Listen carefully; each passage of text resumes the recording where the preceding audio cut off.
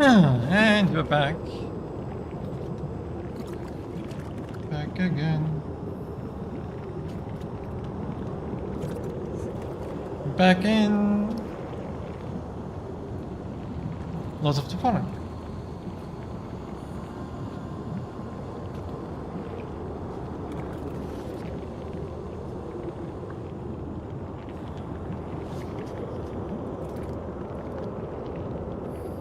So, we are in the very last area, from what I understand, because I already get the trophy that I've explored all areas, so I assume we're going towards the end of the game. So, let me just take a sip.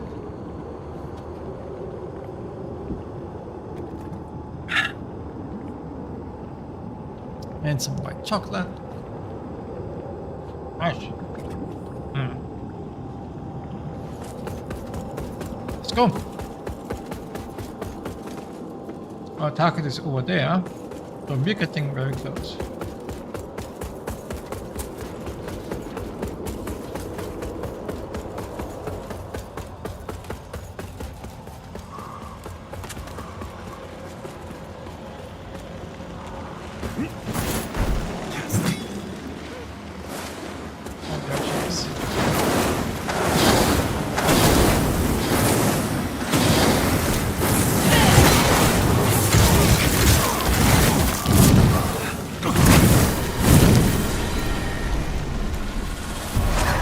Well, that was.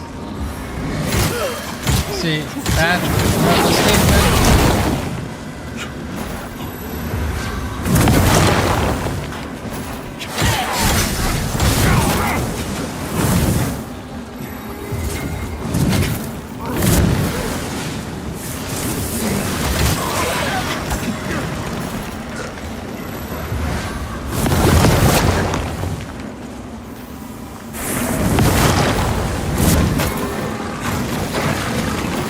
Oh, come on, couldn't go fight at all.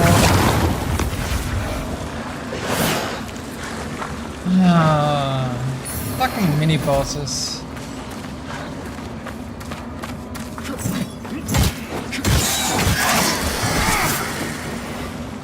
Fucking mini boss areas. Mini boss. Enemies becoming regular bosses is just such a pain in the ass.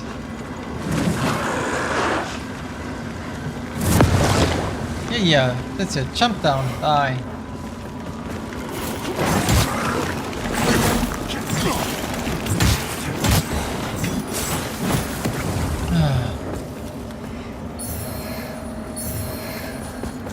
Realize that's another new.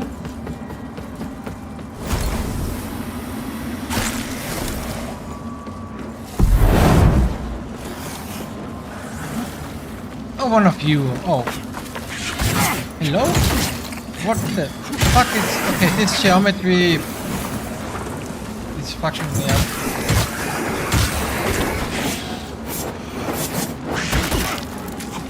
The targeting of this game is so shit.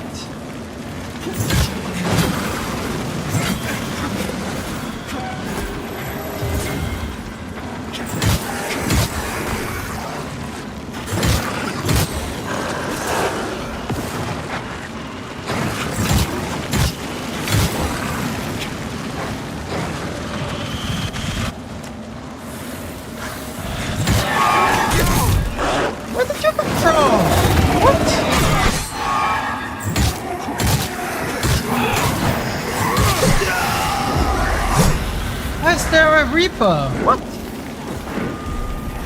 Okay, this is already annoying. In order to fight the goblin...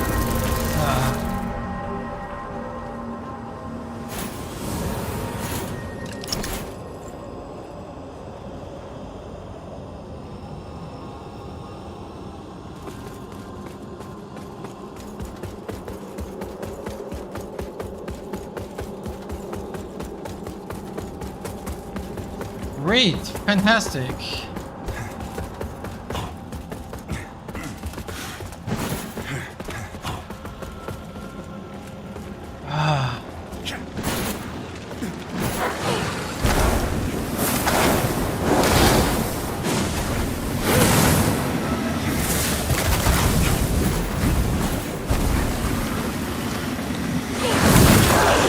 Could you... Could you destroy it? Thank you. What? It's still up there? Oh, fuck you, game. Fuck you. Fuck you, game. Fuck you. Fucking bullshit. Ah, now there's that guy. Fucking bullshit.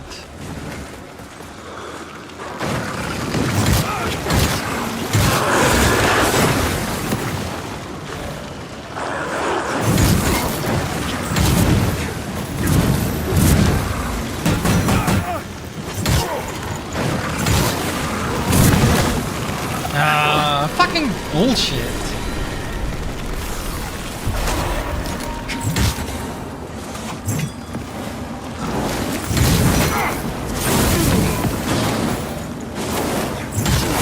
And of course she had to pull that immediately. Respawning. No hits done on me.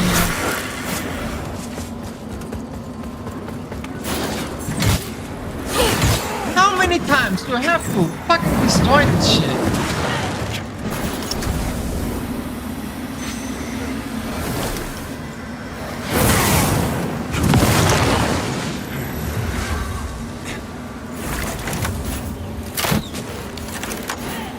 Fucking annoying bullshit.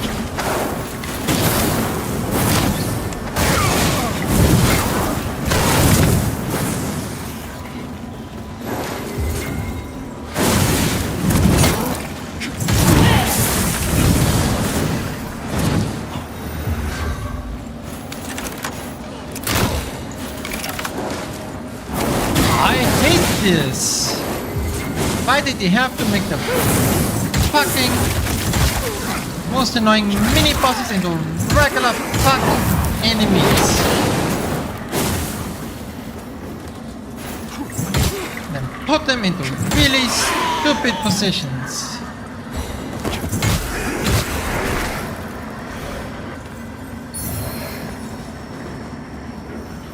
And she's not giving me back my... Somebody else has to. I'm leaving.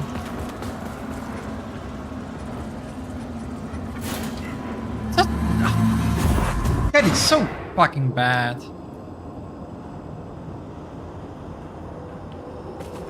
That is so fucking bad.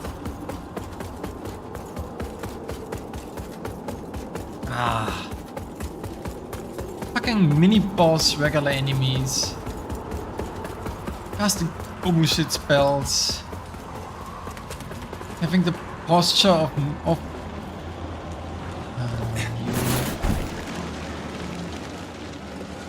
I don't even know where to go.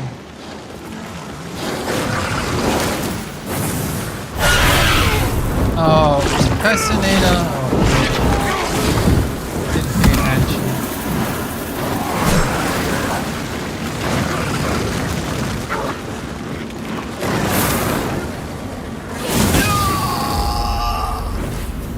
Oh, she casts fireball. Okay. Instead of, you know, attacking me with a melee attack as I ran by her, she just casts a fireball. Okay.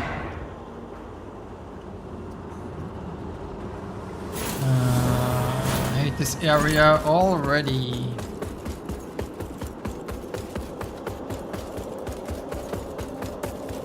Hate this area all fucking ready. Fucking bullshit on bullshit on bullshit. Don't even know where to fucking go either.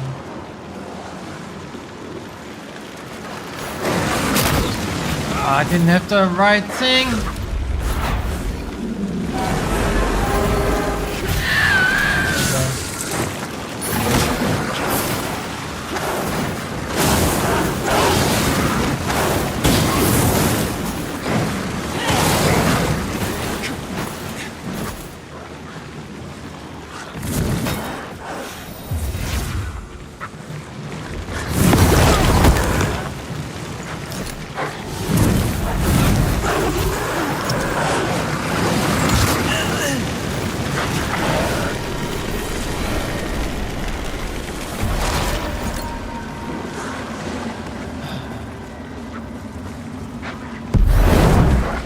see you. Come here.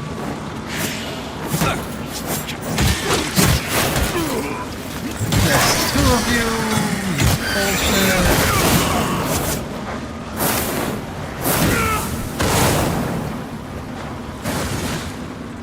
Fucking bullshit. Just fucking bullshit on. Right.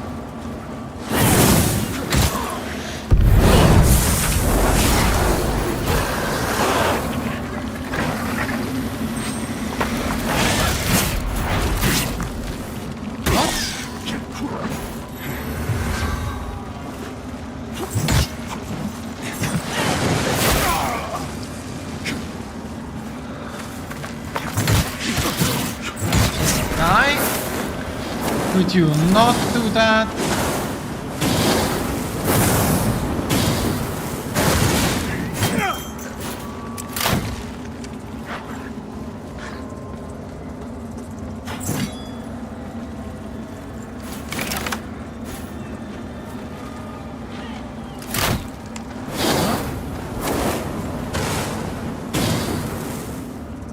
What am I supposed to do here? Obviously not that. Also, once again, the ledge mechanic fucks me over. Fucking ledge mechanic. Why the fuck did this go through? Why did the fuck did they include the ledge mechanic? I don't understand. Why did they include the goddamn ledge mechanic? Since it's so fucking stupid. Such a stupid fucking mechanic. Why did they do that?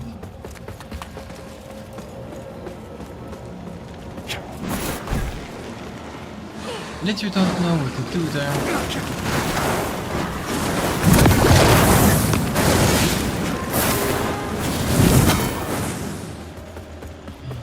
This just gets me to the other side, but this isn't doing anything. I'm literally just here. It doesn't do anything. Where do I need to go?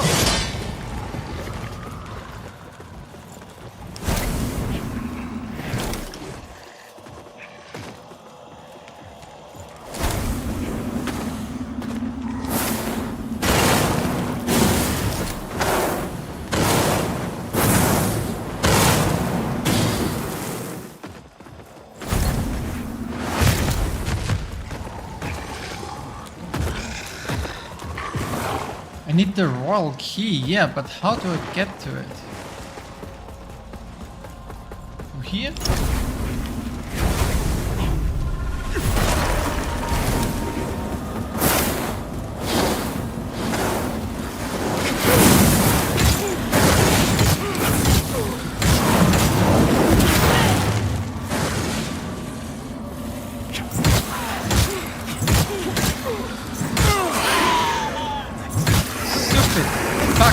Mini-boss enemies as regular enemies.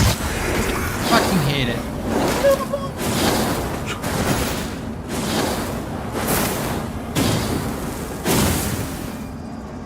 Another door for the roll key. Oh my god.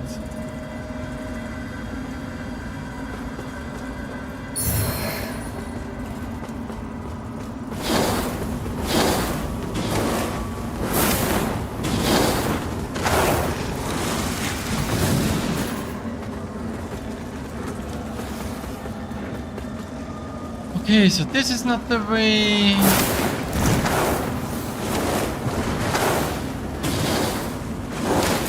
What is? No, I already did this. No?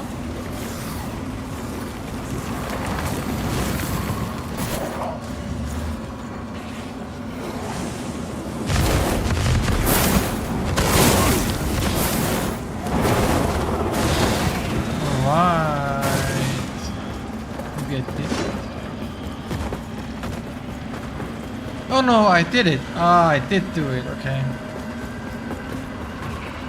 Never mind, I did do it.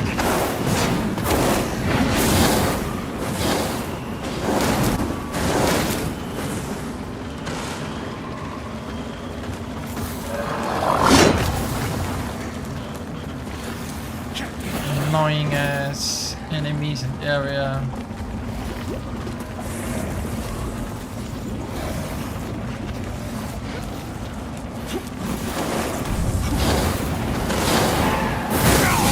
come on. And the Reaper, oh come on. Leave me the fuck alone.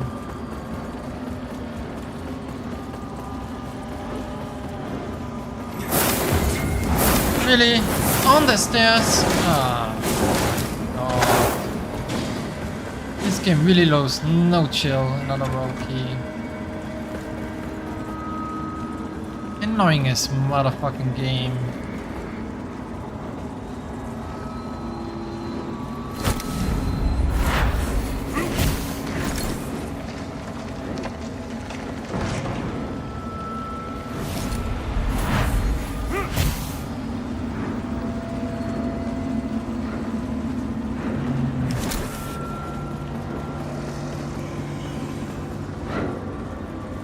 And then, oh my god, a Reaper and one of those.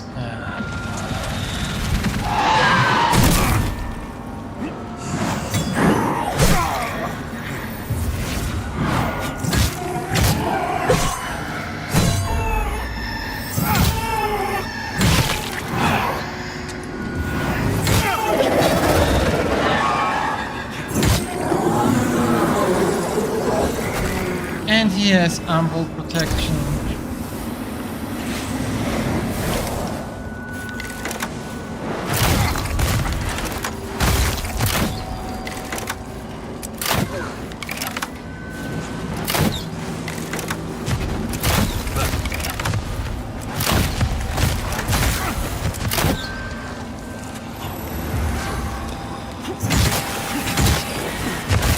Hello? Let me through the door! God damn it! Oh my god.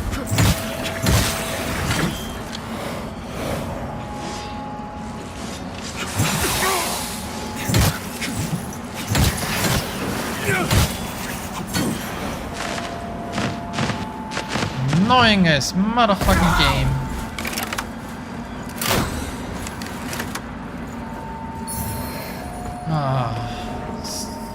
Swear to whoever did this has been. Swear to game. This motherfucking game, so this is just. Yeah, this motherfucking game is just annoying as all fucking hell.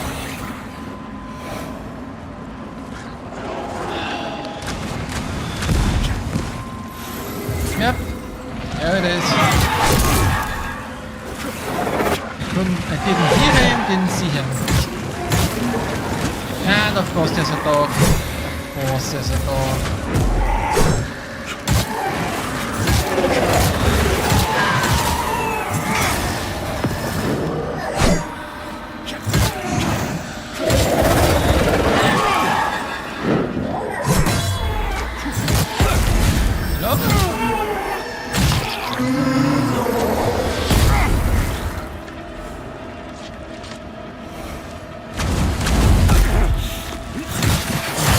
Anyway, because of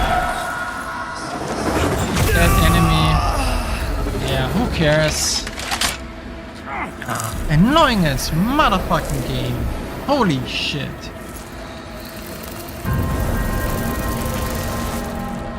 What an utterly miserable start to the stream.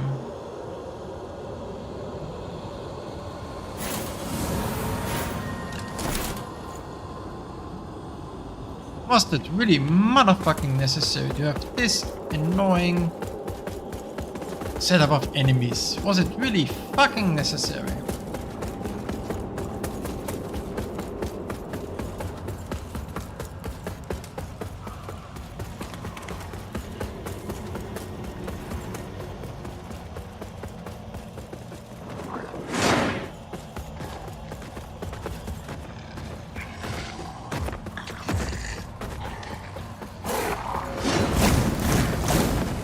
On.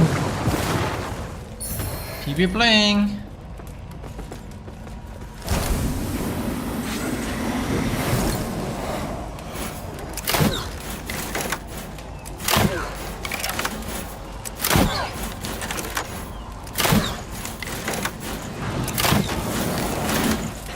Really? From behind.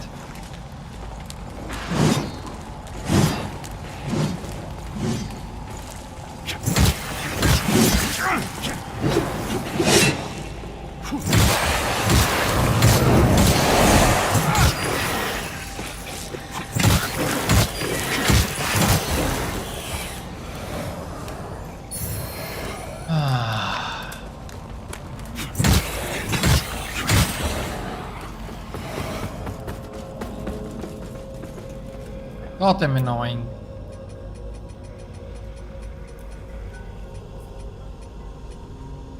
Lord's Bite. D plus? No. Anything with D plus is automatically bad. Fortunately.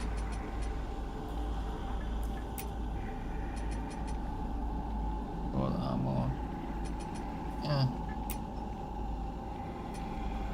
Lord Gauntlets on the other hand.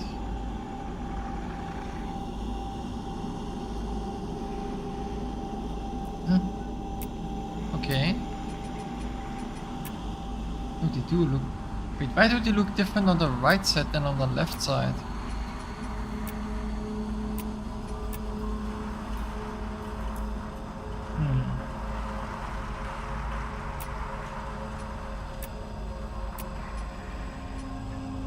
I'll stick with this.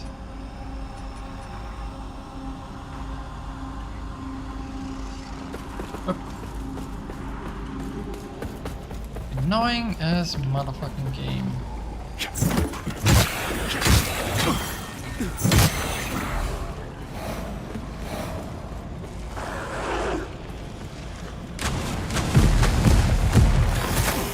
Where did this come from? Ah.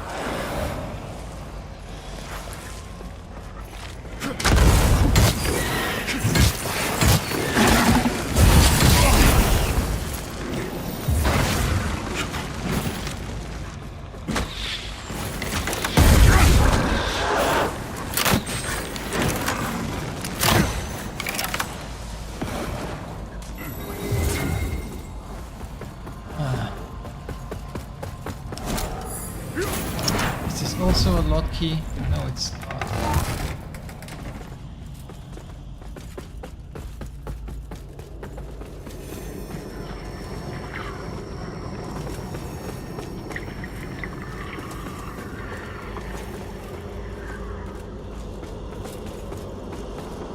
This is a shortcut to down there.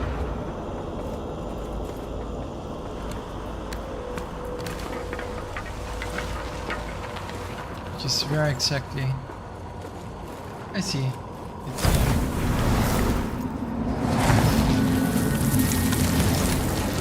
I see where that is.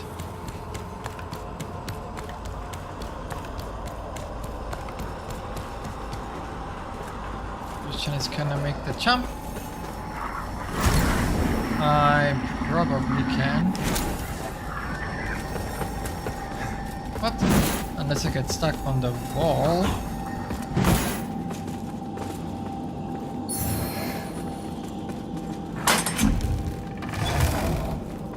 Okay, now we're finally here. Okay.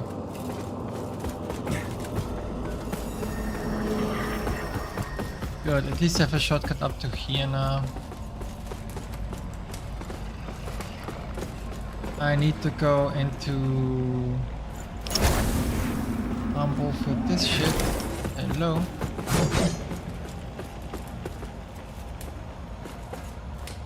Another one. That's the wall key.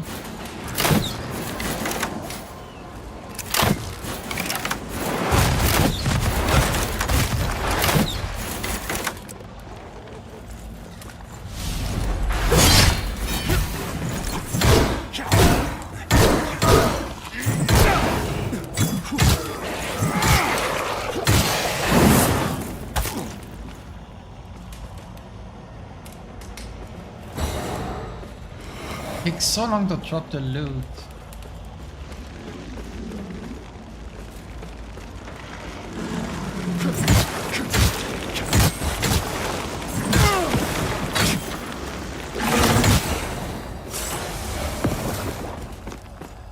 All right. I used the roll key. Now I need to be here. Hello?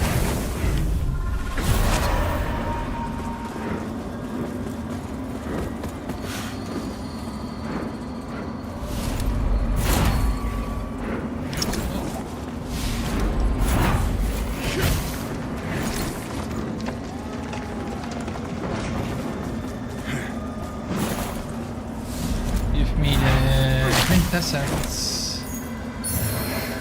Which is still not enough because I need 3 grid essences and I only have 2.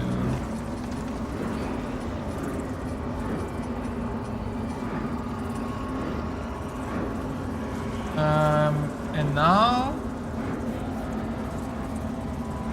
much more sponsor.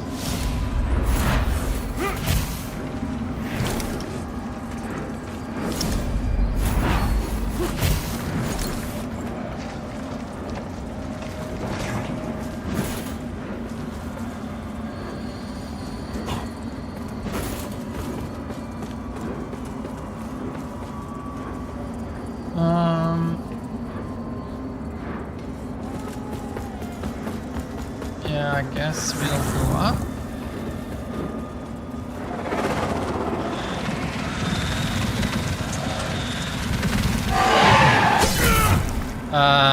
That shield should have been up. That shield should have been up. That's okay.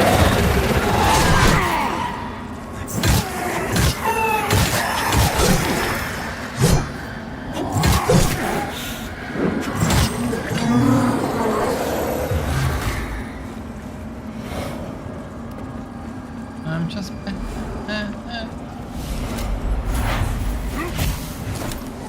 I want to be wrong. No. Okay, I'm going up.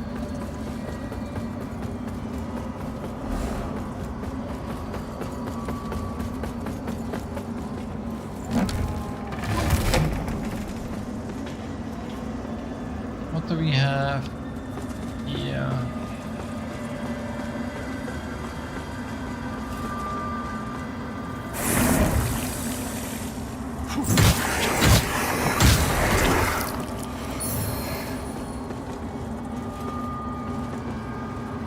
What in the fuck am I?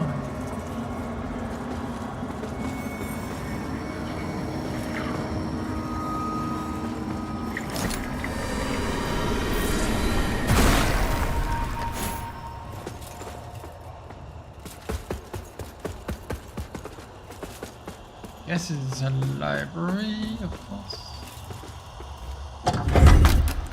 Alot catalyst, which is utterly useless to me.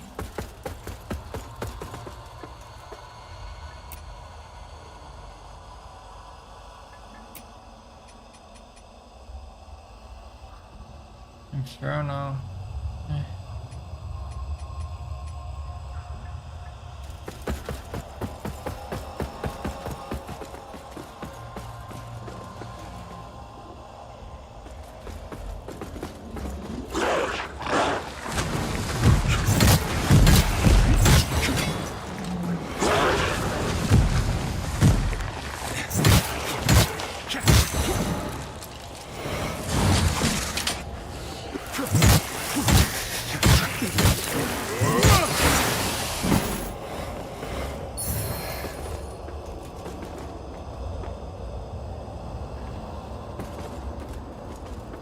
Oh, we outside it. Again. That's the sisters. That's a Ravager.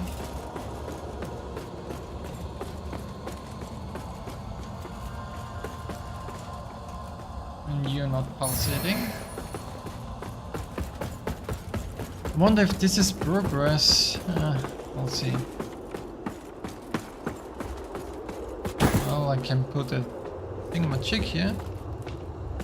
It's probably a prudent thing to do. I don't really need the other ones.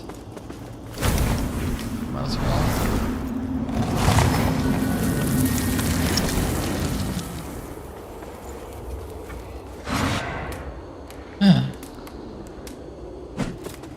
Stabilized. That's all I can say. Things have stabilized.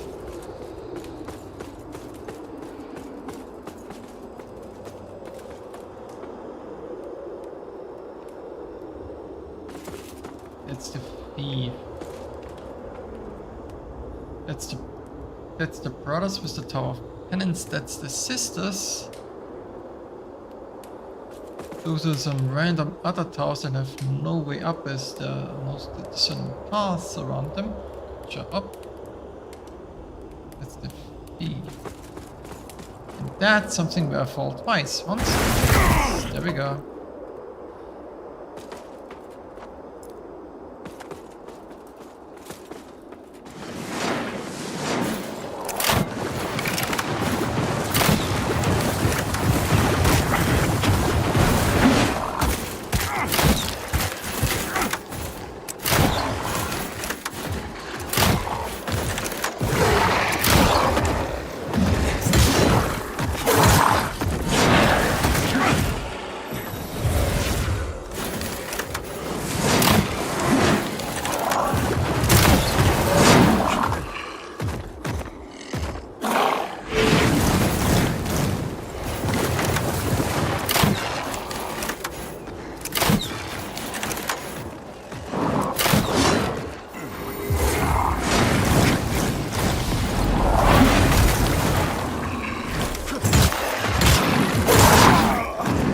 Hello? But wait, why did my character attack? I told him to dodge.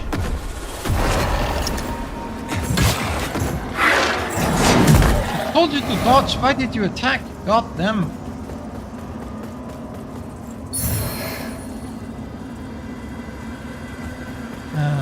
Okay. Guess that's what I get for being bad.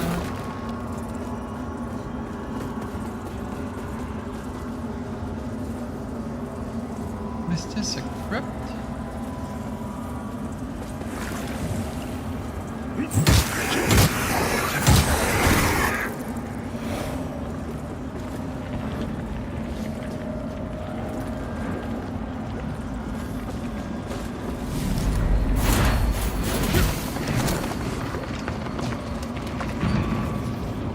Do I really have to do that? Yes, I do. Are you actually serious?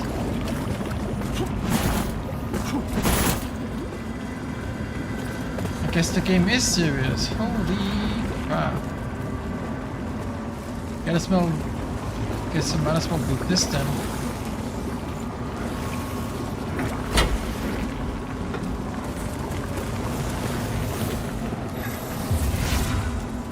Since the game is serious about just being weird as fuck.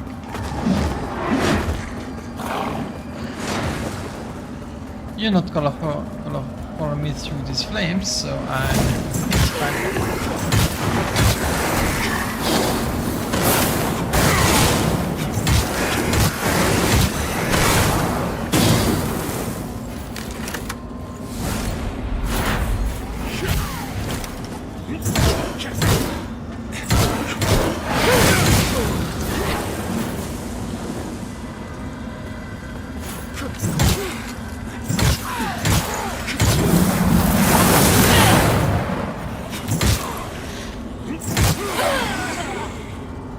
Stupid.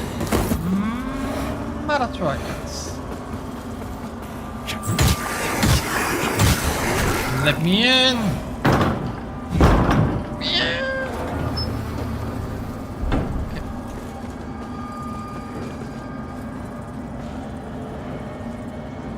Okay, it's not a mini boss arena. That's good. But there are reapers around.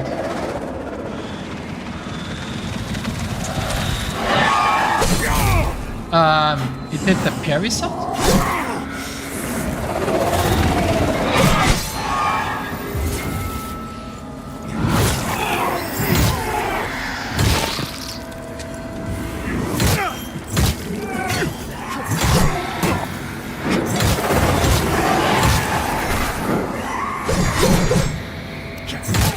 Yeah, it did the parry shot, but it didn't parry. Well, I guess.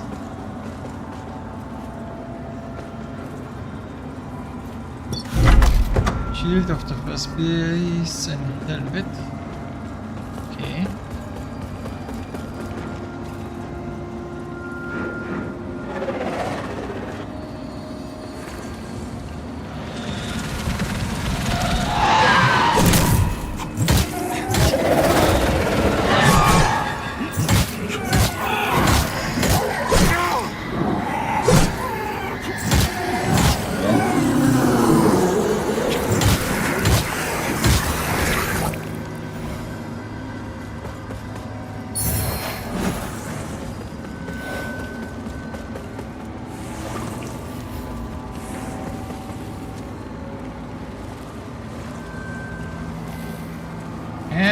in the intestines.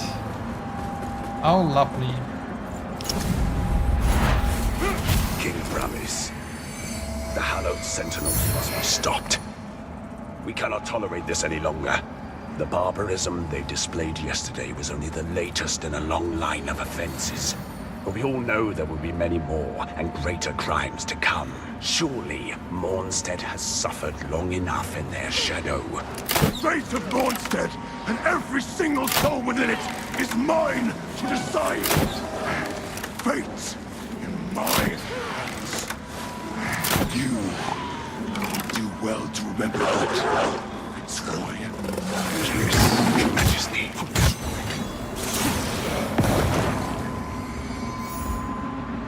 Ah, that explains why Fitzroy was in search of heretical means.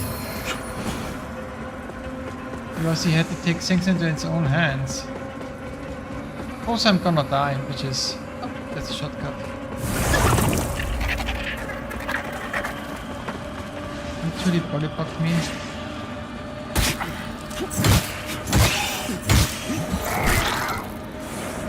Also, I'm gonna die.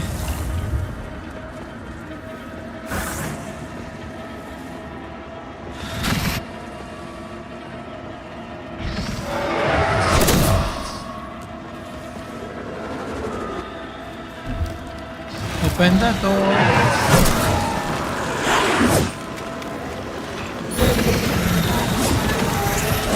Hello? Hello, I'm stuck. Oh my god, why did I have to be stuck?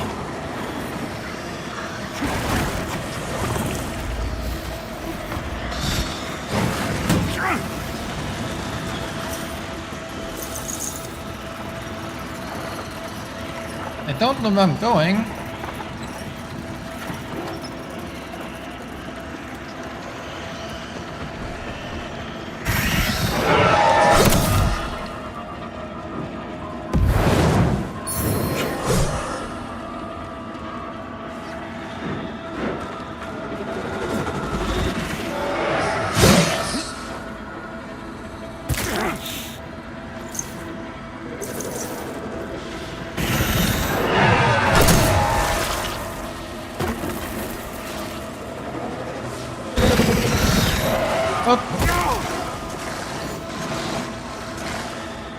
Couldn't get to that, maybe I had to shoot it, don't know.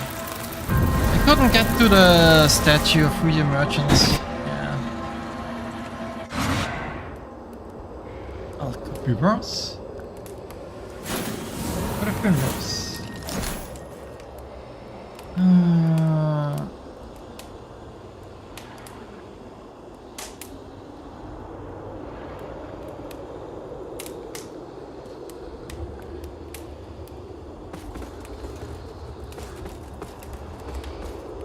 I went there and I went back down. Alright, I did the... Oh yeah, I tried to do the humble puzzle and I failed. Then I went through the entire thing and up the stairs. And through the thing. Yeah, let's do that.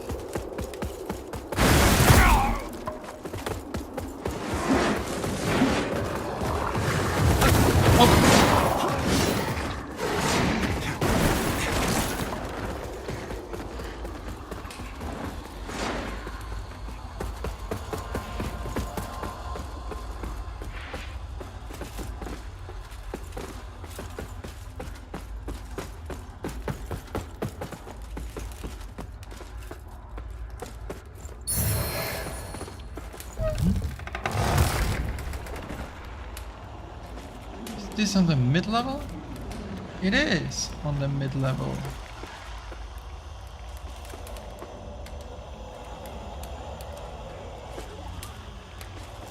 It also means I can get up there now. Where I haven't been. Because I haven't been... No, I have been up here. Yeah.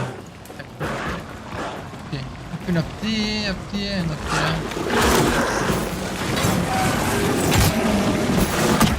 Oh, come on.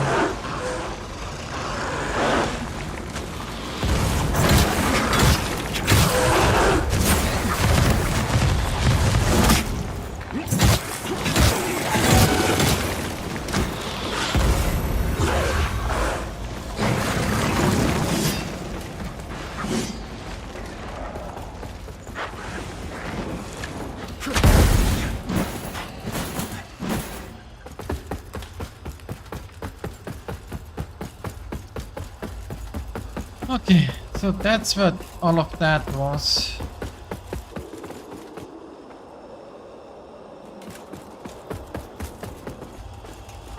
I guess that's the official bed chamber.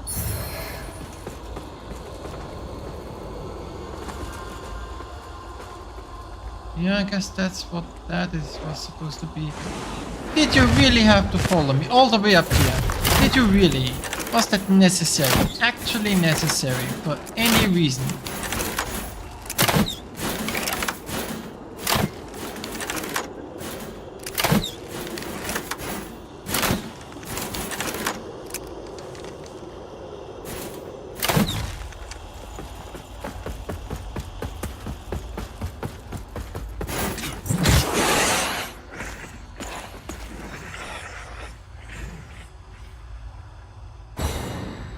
Takes so long for them to drop their souls, I hate that.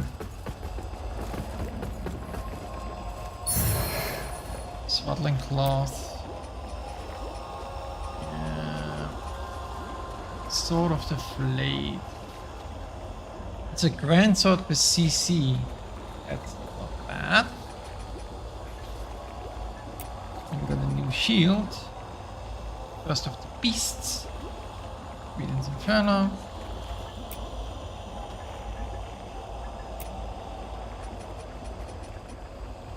Blood mask, shotgun mask.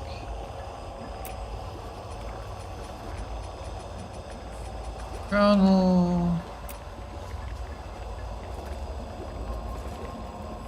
Oh, swaddling clothes. Right. I suppose that's a critical item.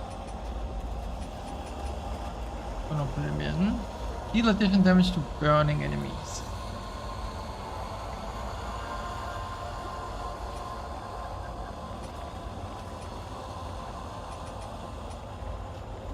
King Bramis the 17th.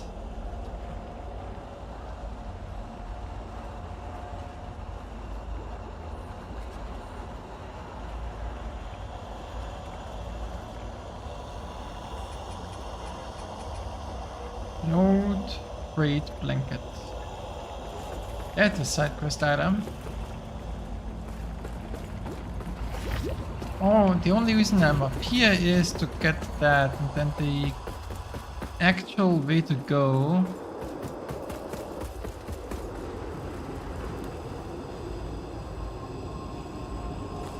The actual way to go.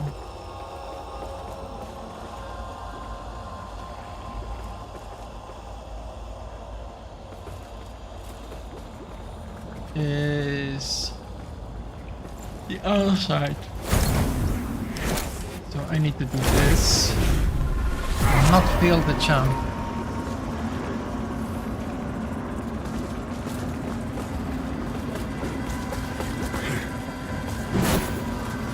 And not fall down.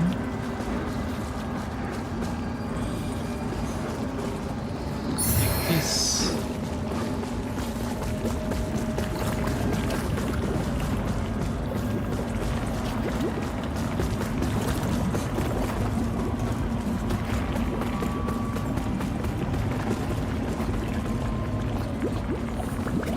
Left or to the right? To the left seems the right way to go. Is there a flower bed here? There's a Ravager here.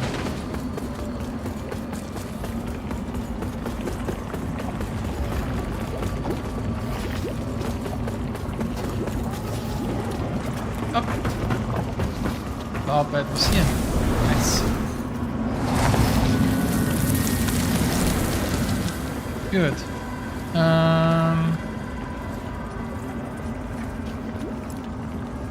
We're gonna go back here.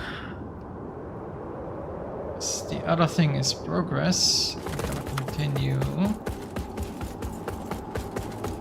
back to the back side.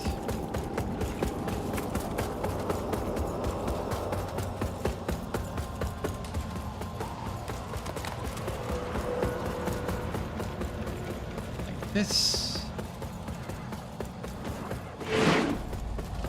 and like this.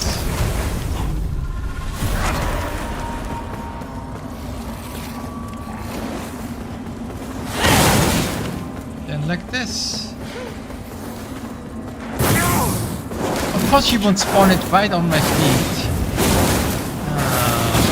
Oh come on, a second time! That's why I hate these enemies.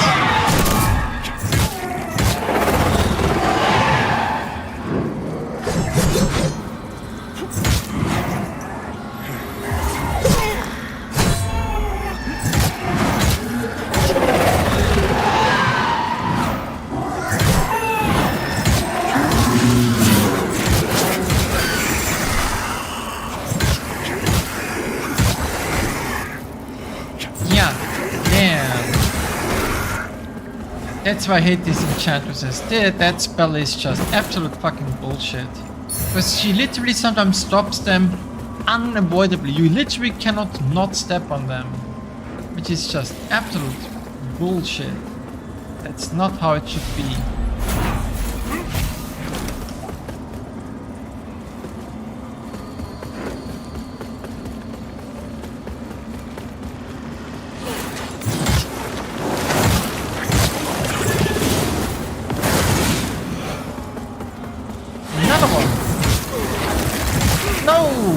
Fucking hell.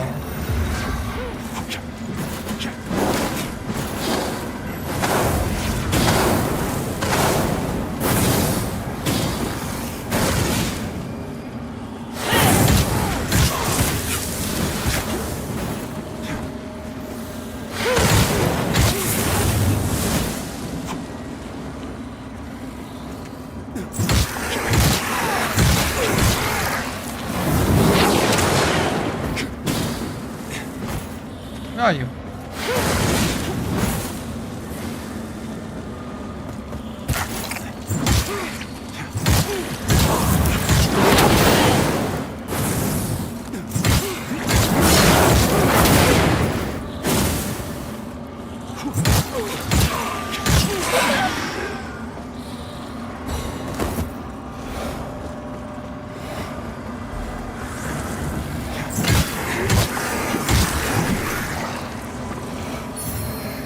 Even missed an item there.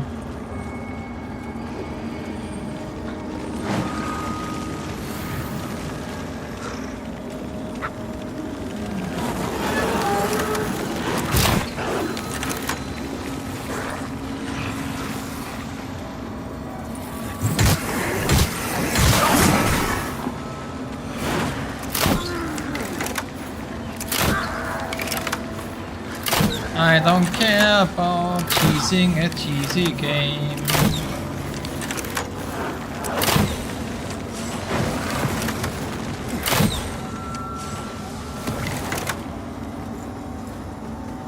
Game will bullshit me, I will bullshit it. Simple as that.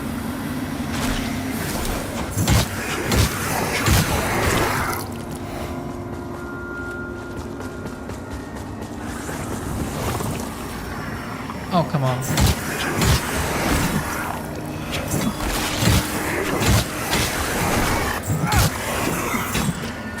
Stop spawning near the statue, thank you.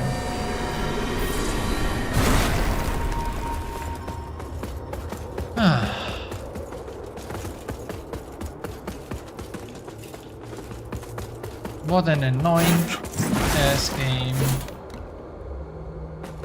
Truly a game for the ages.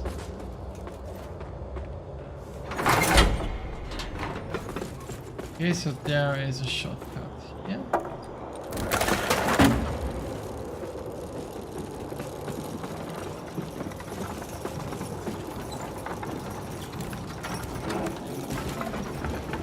Where is this?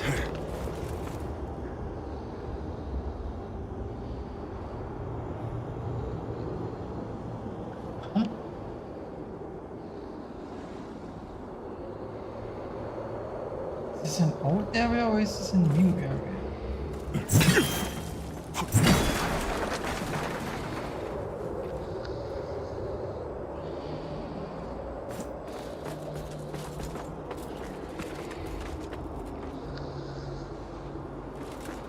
Where is this?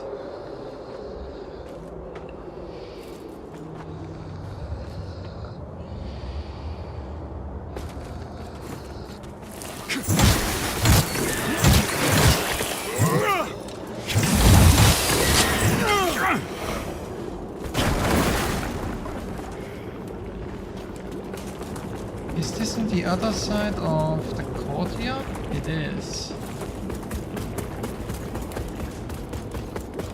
And that's the way into the castle, right? So that joins there. So then this elevator takes me somewhere completely different.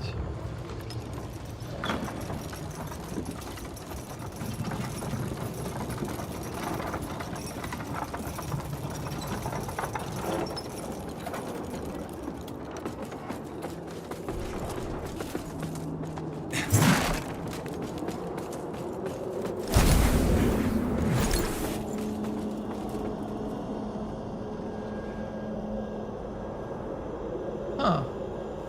How do you get out? Yeah. I see. Ah! I see. That's the... Right, I remember. I have to do this, or else I will get hit by this asshole and his friend who's behind me.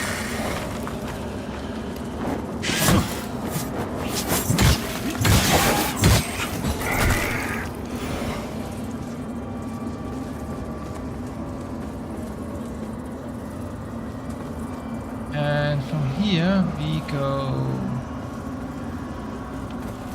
this, like that. Pick up some souls. Quite a lot of them actually. Then we are here. Ah, the ledge mechanic shouldn't be. Okay, so that's that ladder. Good. That ledge mechanic shouldn't exist. Or at least it should be should get fixed.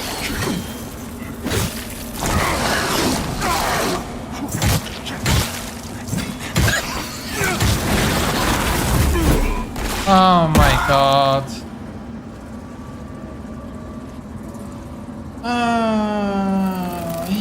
Why did he have to spawn? I hate that enemy. That enemy has way too much health.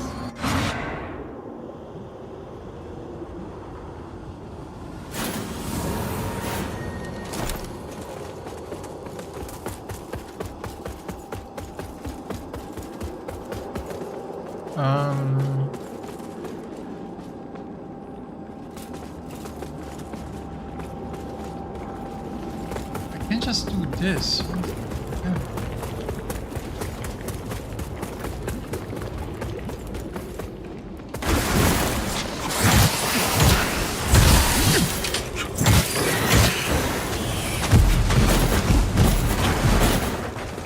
That and then go back up here.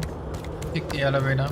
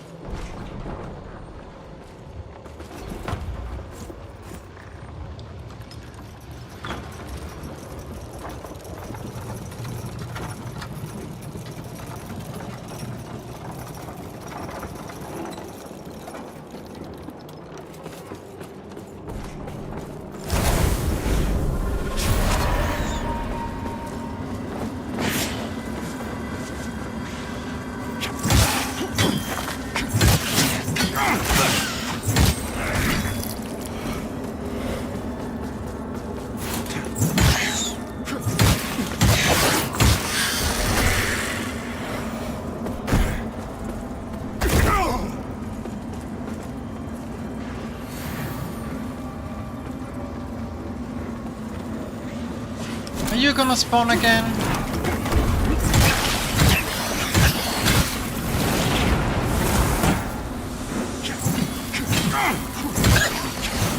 Why did you? Oh, come the fuck on, game. That was not necessary. Oh my god.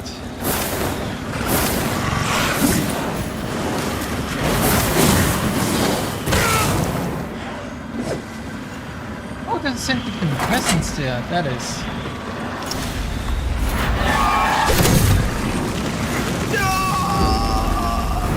Where does this fall? Oh, it falls over there.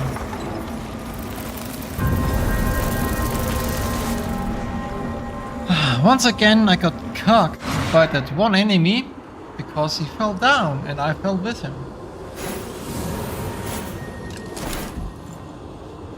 But at least I found another saintly quintessence, and that is exactly what I need for my upgrade, so the good and the bad.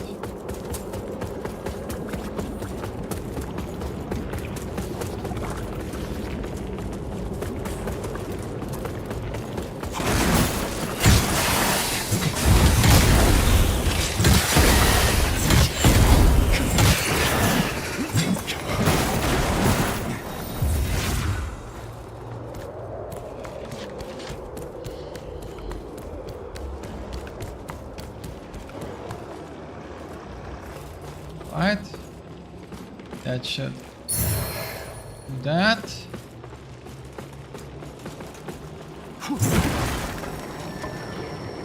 Do any of you have my saintly my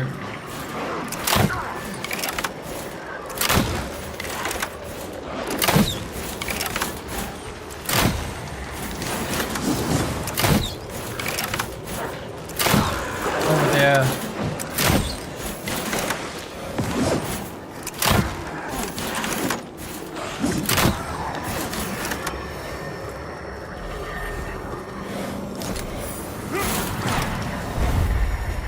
I don't care about cheesing. Mini bosses as regular enemies because they are bullshit. They have less health, but they have all the other attributes. But the game isn't scaling like a Souls game would. So those enemies are just annoying.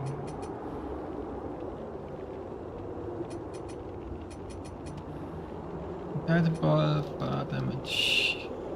Kernel attribute scaling. Oh, one more hero. Increased strength scaling. Do I not have that? Do I not? Increased strength scaling, yeah. Is this just a better version of this? Is this just a better version? What? Increased strength scaling. Increased strength scaling. Huh. That's just a straight up better version. Oh.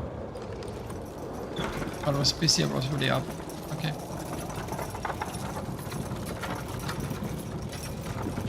Wasn't paying attention.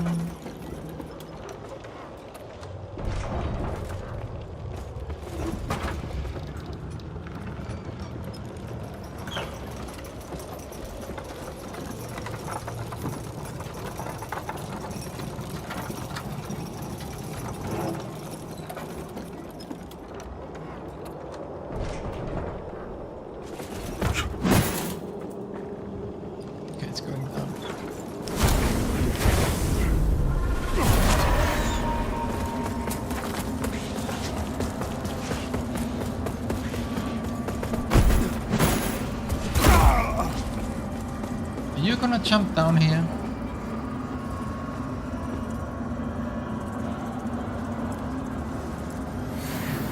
No. No, you're not. Good.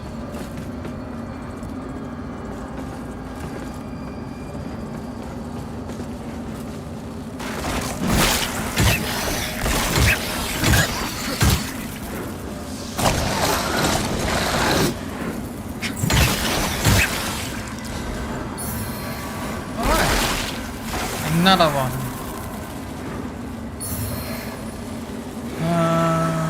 Race of a deer loincloth, race of a deer mask. Is that all there is?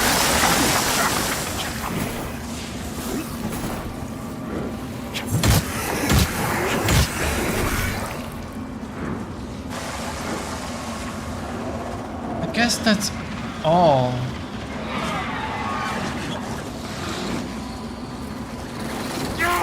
What? Yeah, I guess that's all there is to this. That's the only thing I needed to get, though. How did... Wait. Is the Reaper fighting?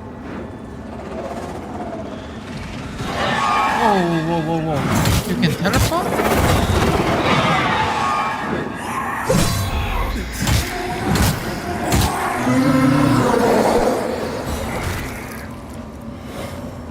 Okay, so I have this area cleared out.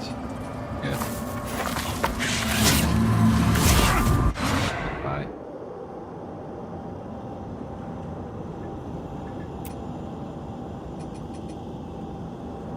Race of a deer mask. It's a modified Lord mask.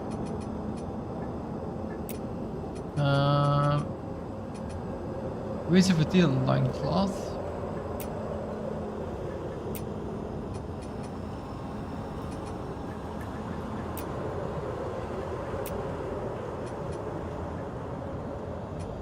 Anything else?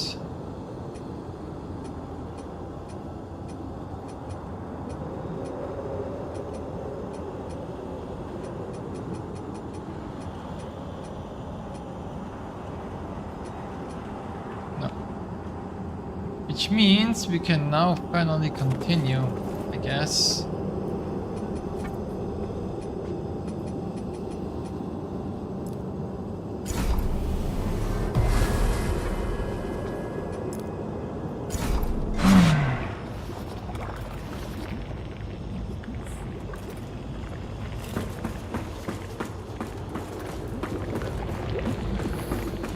Critical path, here we go.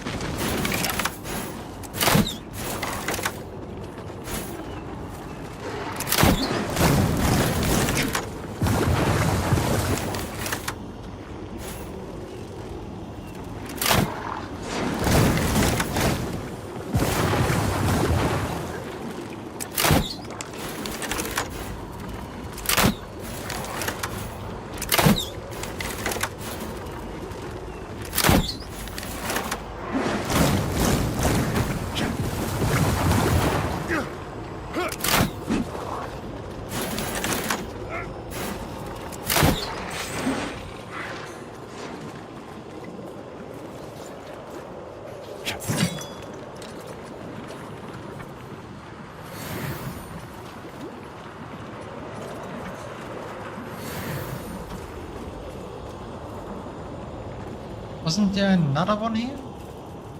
There's another big enemy here. Or did I hear that incorrectly last time?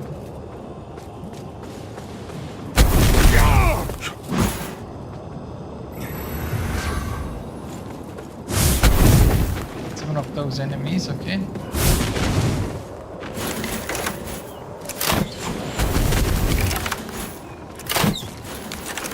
Why did you de-target?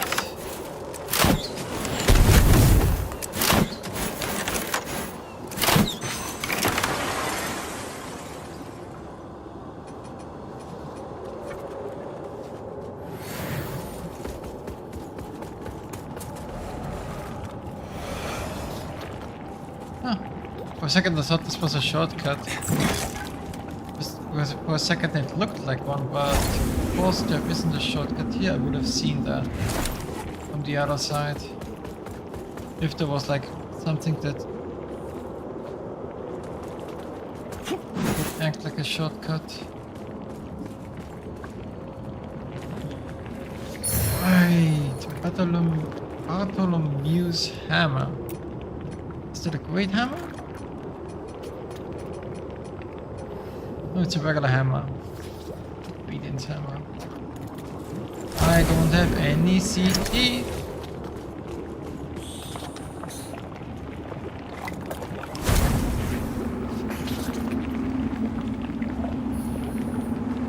This is just for traveling purposes, okay. Assume it's because you can skip that guy over there, but you can skip him anyway. You can just run away from him. Flagrant Seer. That is bait.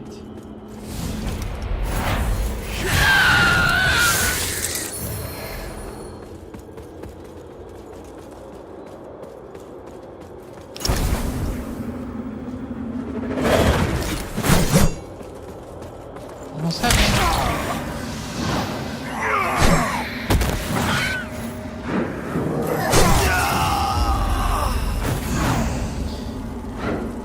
Nice combo. Grab into attack. Okay.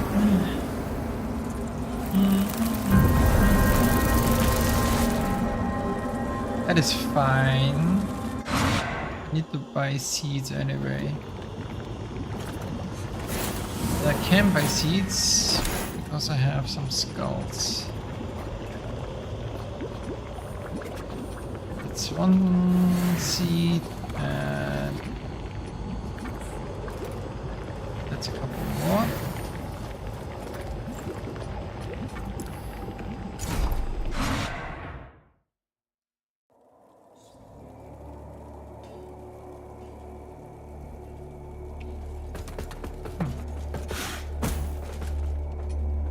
Our holy Upgrade. work continues, Lamb. Fellow sanctified vessel, may Aureus' divine radiance flow through me and into you.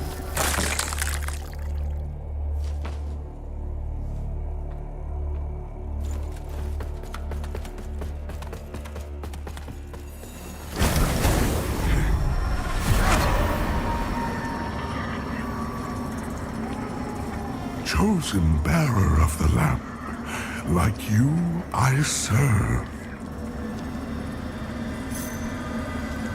Perfect.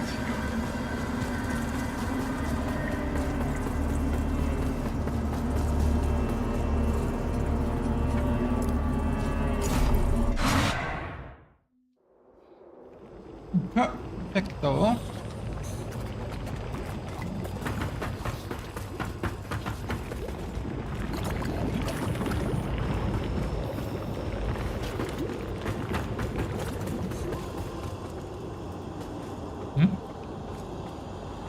What? Oh! Huh? Oh! It's because I killed that one enchantress that it opened up the crystals that were blocking this path. I see. Weird, but I see. That is oddly heavy.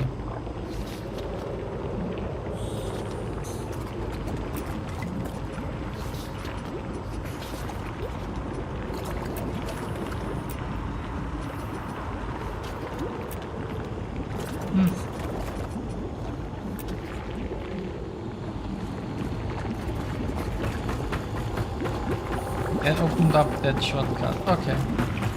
Good to know.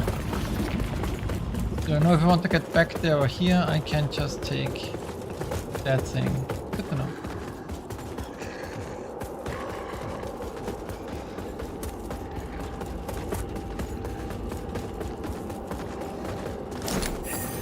Does he actually just follow me? No, good.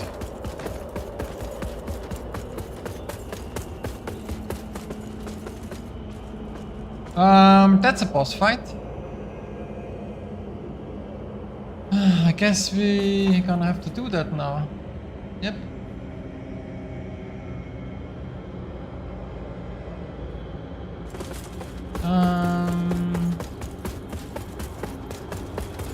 But I might as well do the shortcut while I'm here. I mean, it's not that much shorter.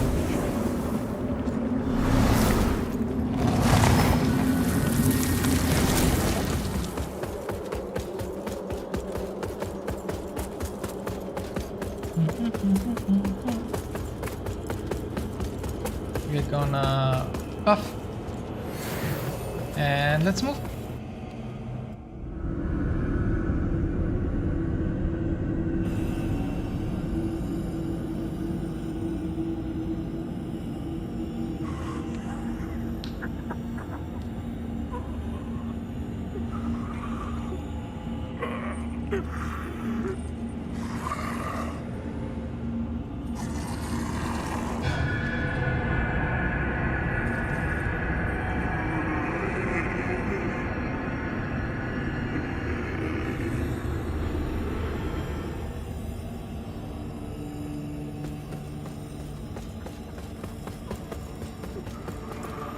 Dude, don't have to attack you. Sorry.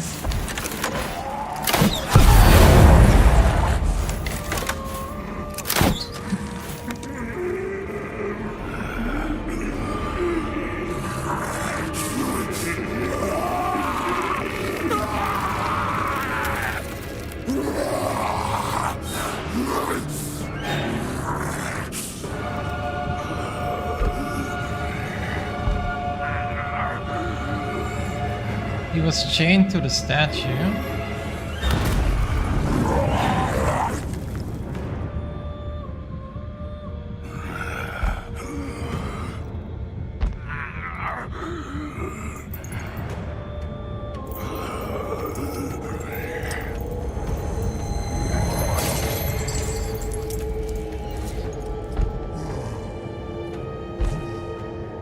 And he's gonna rip off the head.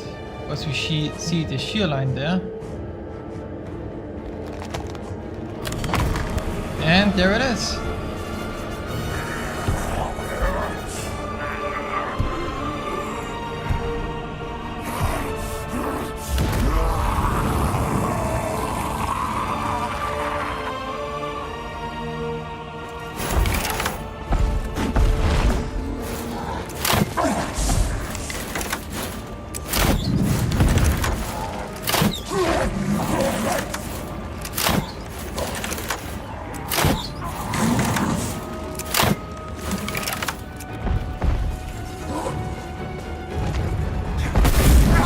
Oh, that gives an explosion, okay.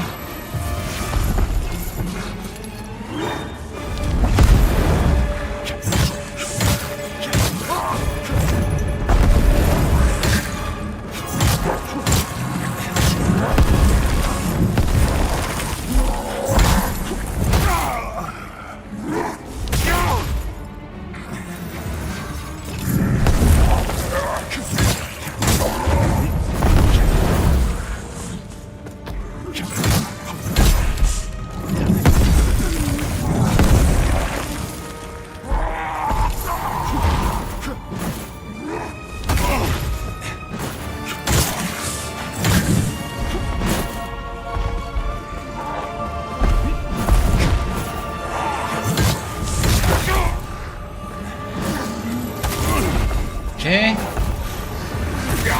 Okay.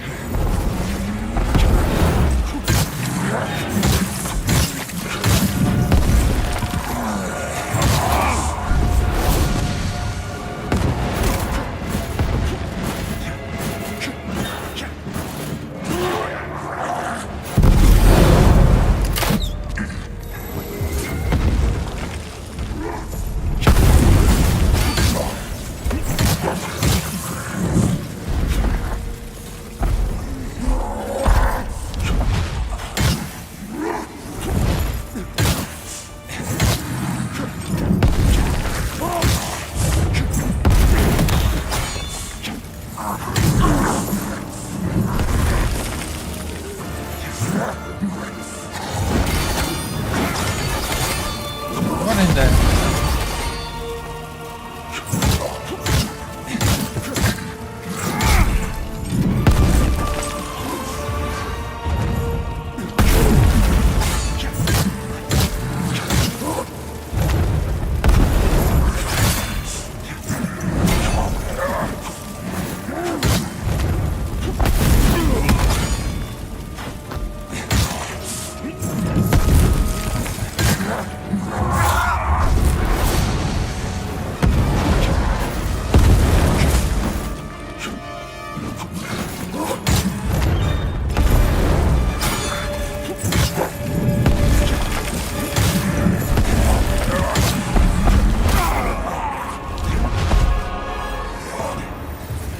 Oh, there was a third attack and a fourth attack. Okay.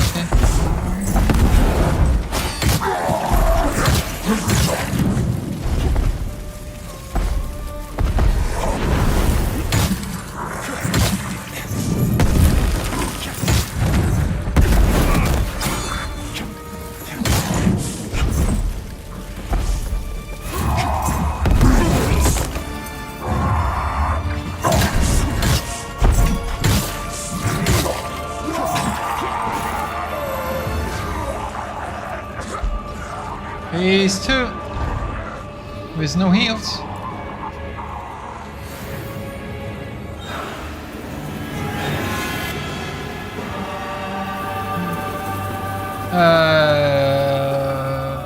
No phase 2?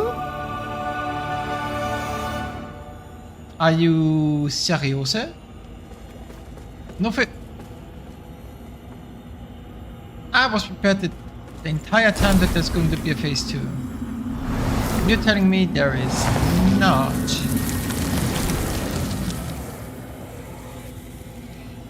Huh.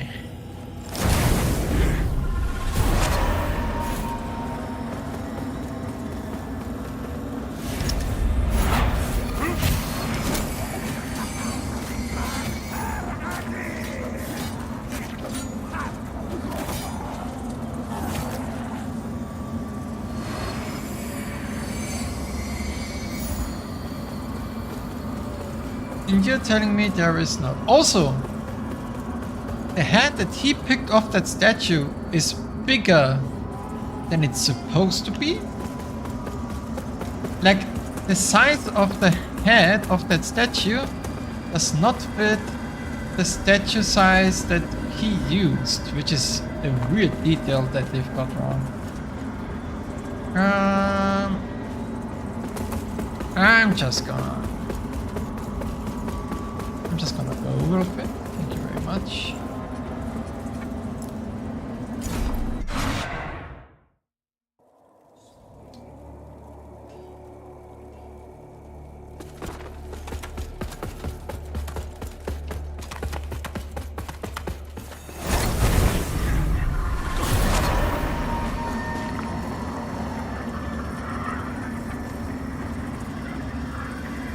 Very few of his subjects saw beneath does the message or already seen this.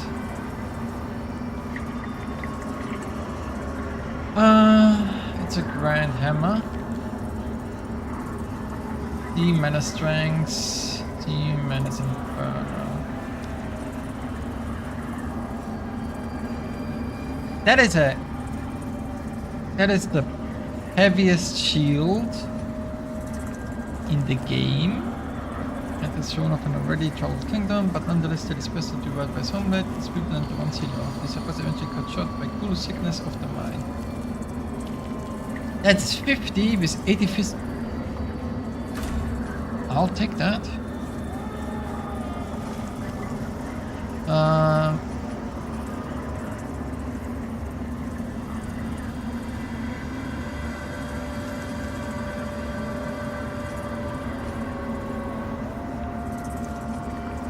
37 for that weapon, holy. 227 base, but it's C minus scaling. Also only 48%? I guess for Grand Hammer it's not that bad.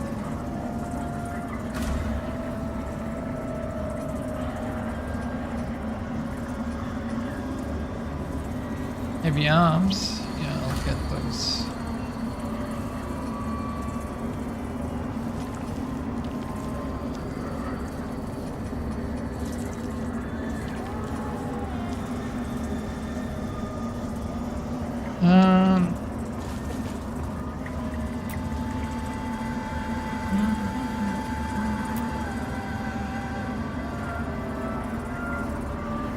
Oh, the Julie only have 3 fingers, so doesn't fit me.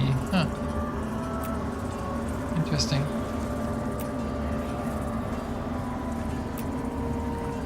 Right. I got this shield. And I have a rune that will make it usable for me. So how about I do that?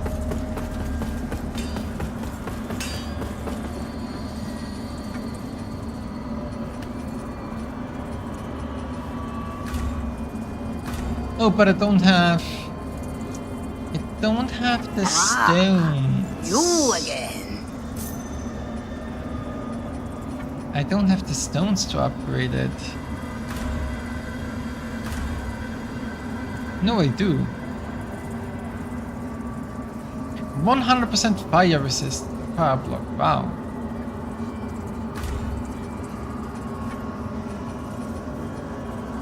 And there's 3 universals. So the first universal has to be 0 stat requirements and rate. And the other ones are what?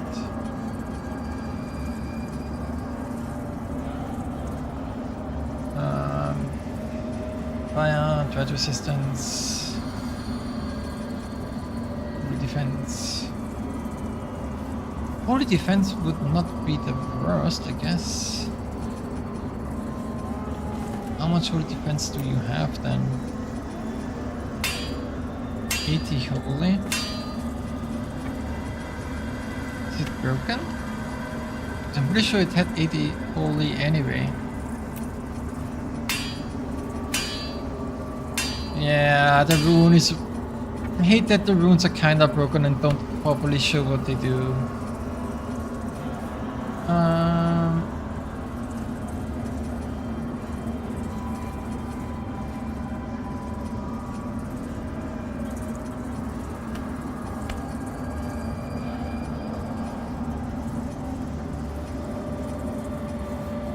Poison, joins attribute.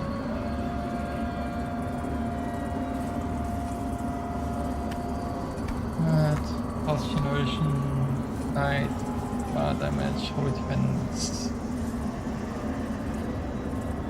A holy defense, it's the stat, not the percentage. Okay, that's my bad.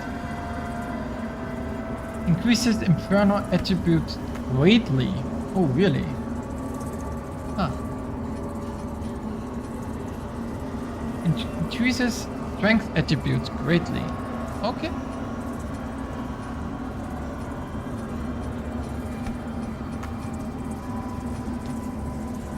By how much?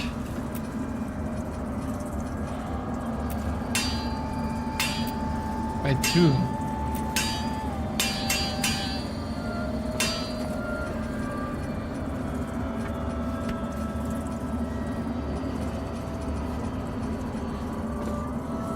I wouldn't call 2 greatly. Wow. Oh my god, that is a beefy boy.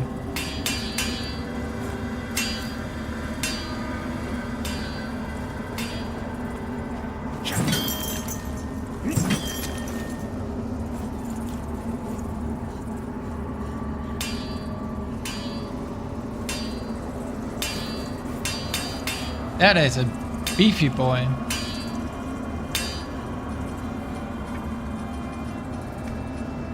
Okay, main rune, Crafter's Essence, absolutely. There we go. 0 weight.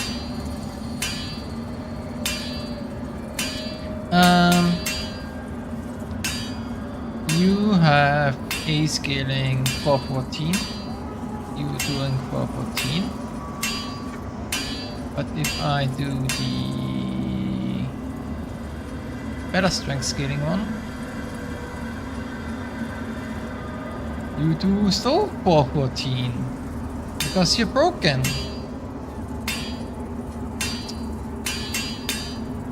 $172.44. Yeah, it's broken. Oh my god, stupid ass runes.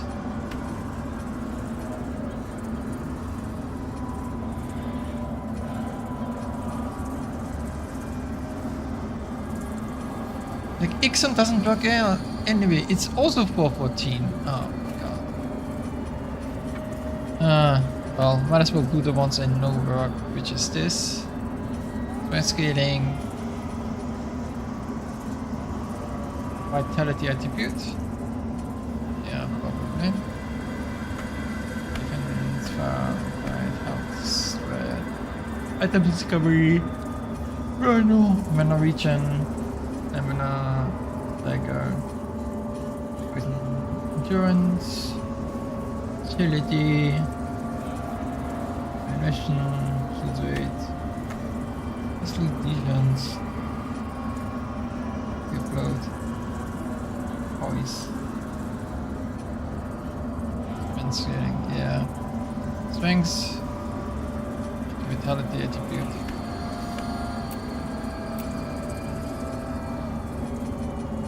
This puts me at 52 because I'm using three bits and I'm only using 1 bit. So I'm losing 4.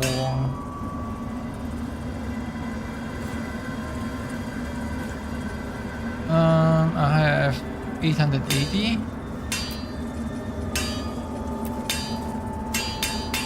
920. I'm losing 40 HP. Yeah, I don't care. 40 HP is not that big of a deal.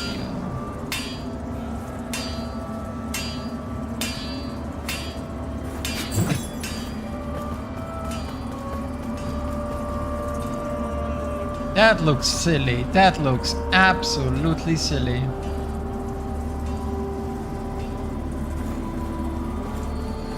Like, at least the big shields in Elden Ring and Dark Souls still look kind of functional, but this looks absolutely silly. Holy crap. You have nothing to say, even though I killed the king and the judge cleric. You also have nothing to say. Which is weird, because those two are kinda important, no? You are dead because you tried to kill me and I killed you. I help you. Just be sure to make if you don't, and neither. Yeah, no. And the rest will be spent on upgrades. One is here, one is there, and we are going everywhere.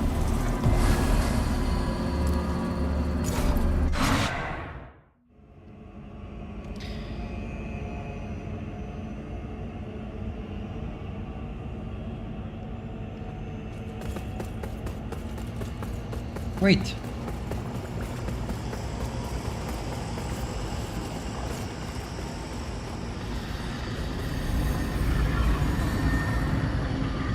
That's the throne, obviously.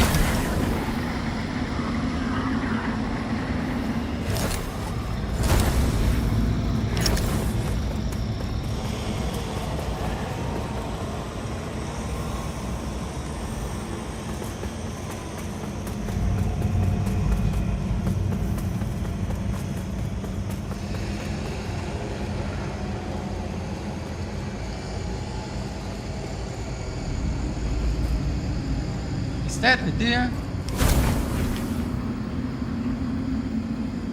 That is a memory. What are you? Justin, I'm sorry. This was all my fault. I just wanted things to be better for us. Forgive me. No, get that away from...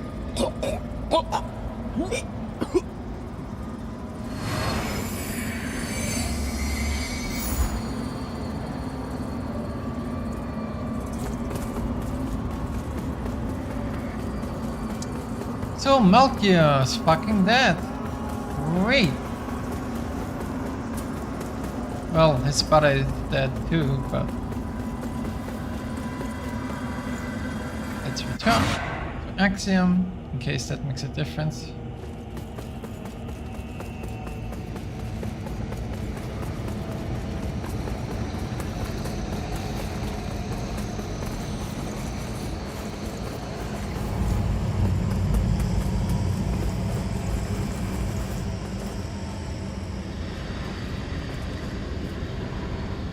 look I upon... look upon you with pity, my lost child. For you have been deceived and enslaved by forces who regard you as nothing more than an instrument through which they might enact their blasphemous will and prevent my rightful return. They speak of light while offering you nothing but blindness. Weak hypocrites relying on the malignant power of Umbral. With one breath, then decrying it with another. Yeah, but so did you as the Lightbringer. They brand me evil, a tyrant, and yet I offer you something they will not. A choice. Reject the fanatical crusaders and the deranged servants of the self-proclaimed judge. Who's that? Dismiss Kind of. all of their false dogma and the torturous mission to which they have bound you. And only then will you know freedom. And if you would hear it, the truth.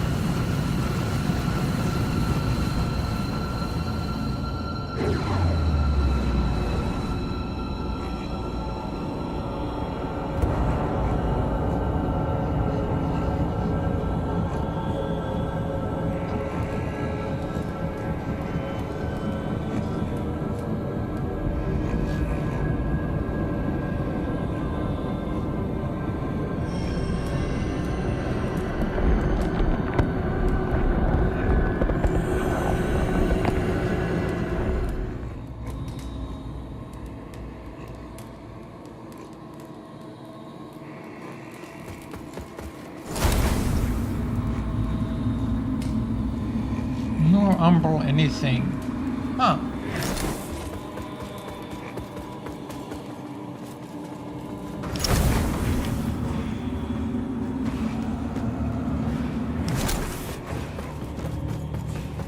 Why do I have platforms? Why did you refuse to open your eyes to their manipulations? Well, because you are manipulating me too. Of shameful distortions of the truth. For eons, I stood as mankind's guardian, shepherding them with wisdom and love. Yet in return, I was betrayed. Those three power-hungry malefactors who declared themselves judges turned my own children against me and waged a terrible war of needless slaughter.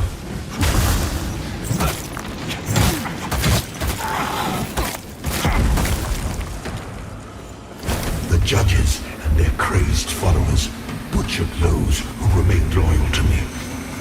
And when I created the Rogar as a means to put an end to the madness, they too were no match for the heathen forces.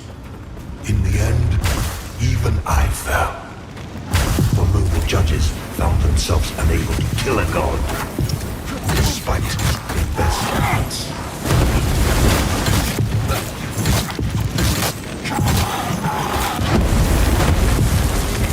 In a world left blackened and corpse-choked by their crusade, the judges banished me to this barren realm, which has served as my prison ever since. Meanwhile, mankind set about ruling themselves, free from the divine oppression of which they accused me. And yet, how much time passed before the judges themselves were raised to the status of demigods, figures of worship, their real ambition all too clear. Yet an outcome, the people delusion themselves into believing a triumph. How much blood has been spilled in their names since my banishment? Far more than was ever spilled in my name. I'm not saying that judges were right. I'm saying you're still a douchebag. And now, after all the time mankind have had to shape their own destiny, see what they have made of it. War, hatred, suffering, chaos. They believed they were capable of guiding themselves, but have been proven sorely Oh, mistaken. you little bitches. Mankind needs me now more than ever.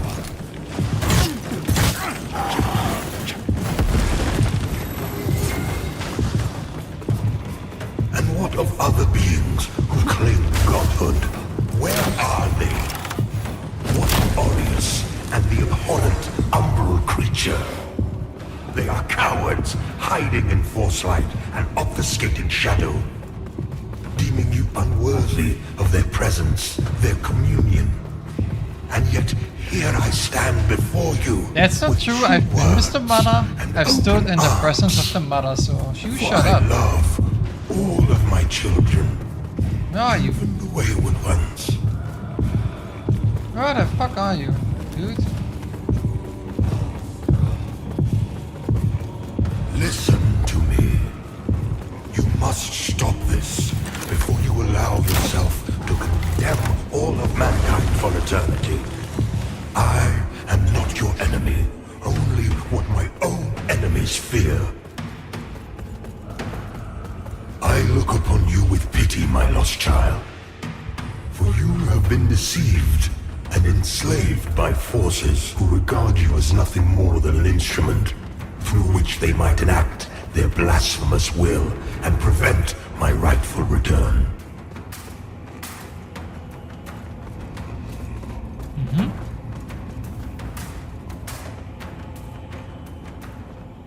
Yes? Phase 2?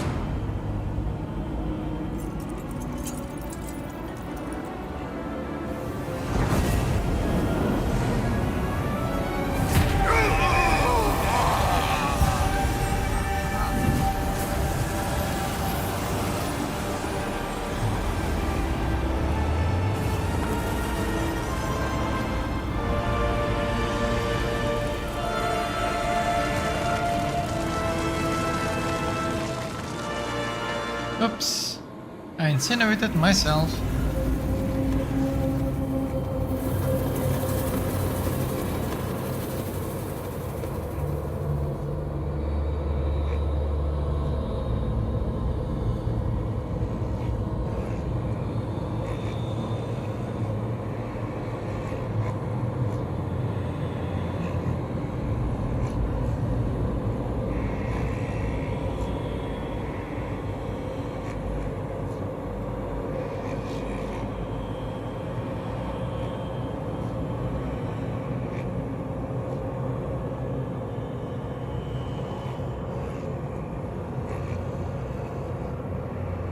In light, they fall. Yeah, all of the gods in this game are absolute dickheads.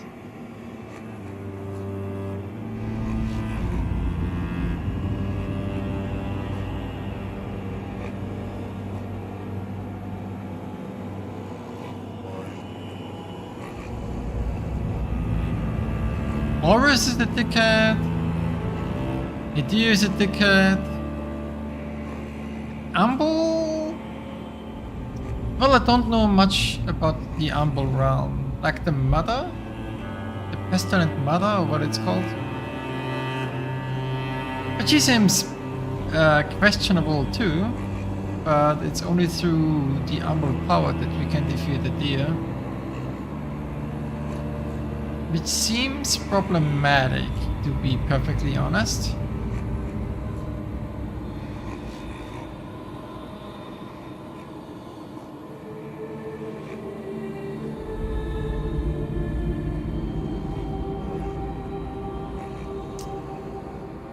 So, those were two lackluster final bosses.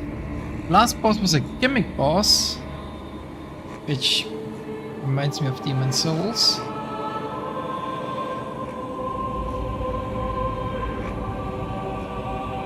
The boss before was a one face, and well, technically he had two faces, right? He got angry and imbued himself with Inferno, but he didn't have like an actual second health buff phase, which is weird considering he's basically the actual final boss in terms of actual difficult bosses to fight, because the final boss is a gimmick boss. So that's weird.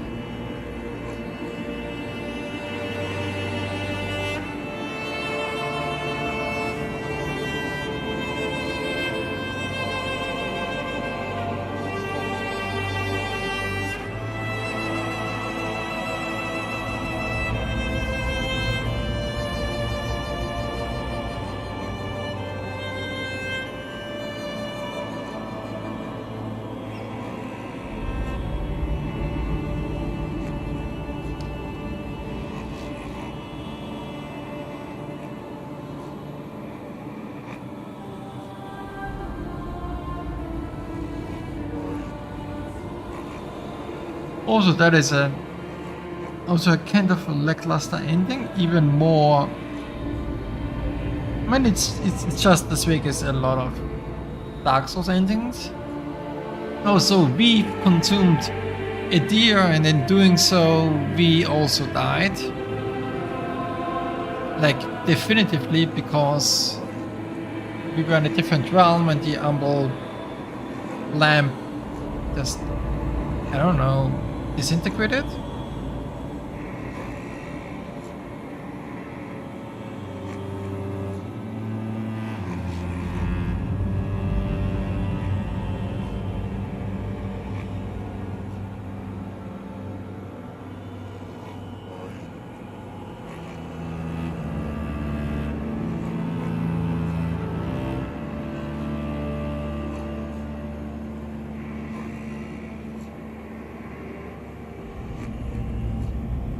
So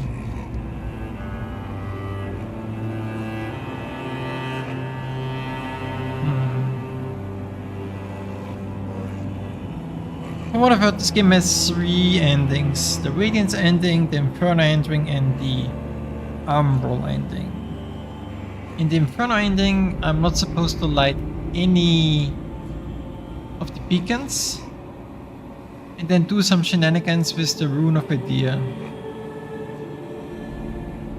For the Umbral ending, I'm supposed to kill a fuck ton of NPCs and also not light the beacons.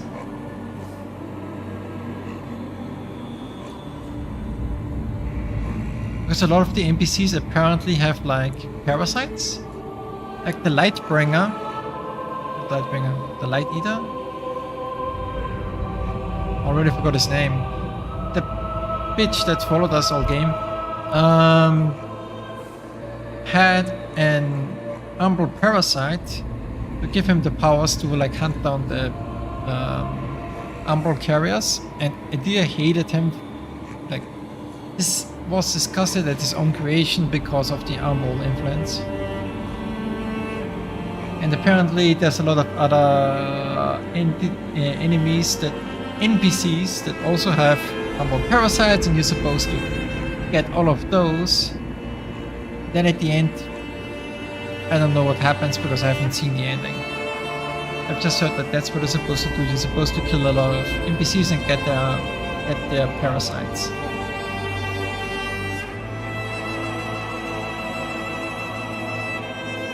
Which is weird, because it also means that Umbral is like the for real big enemy, because that is just if a lot of people function through the parasites, and it's basically like a secret war basically going on with Umbral influence that nobody knows about really. So Umbral is like actually the big question mark enemy, even though Adir is just the overt one, because Adir also fears the Umbral.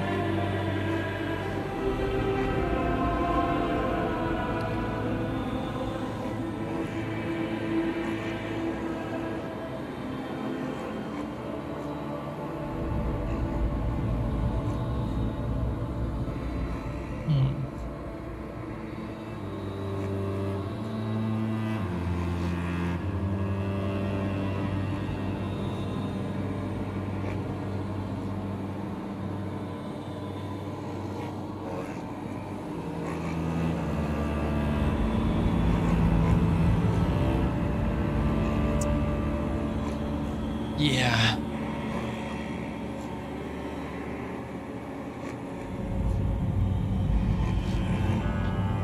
Anyway, the game. What do you think about the game?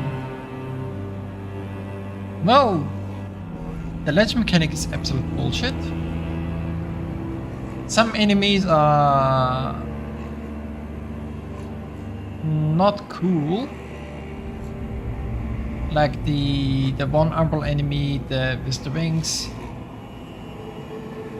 That just spawn endlessly spawn minions and has a little AoE. Like it has too much HP. That's annoying. I hate that all of the mini bosses come back as regular bosses, but with reduced health.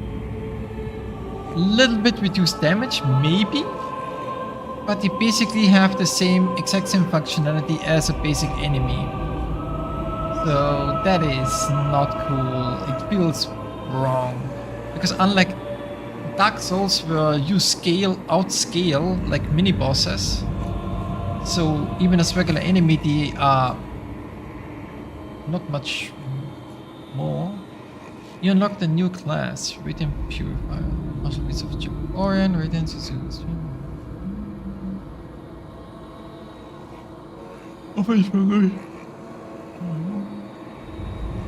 Halberd, a spellcaster. Okay. Continue current journey. You can win a new game +1/5. Typical change beware ancient vestiges are reduced with each entry level, and so you need the round vestige seedlings. Ancient vestiges? I guess they mean the hard waypoints, the big vestiges of the fallen lamp bearers. There's less and less of them with each NG. That's annoying. Why would you do that? The vestige seedling mechanic is already annoying, so why would you make it even more annoying? Speaking of which, vestige seedlings.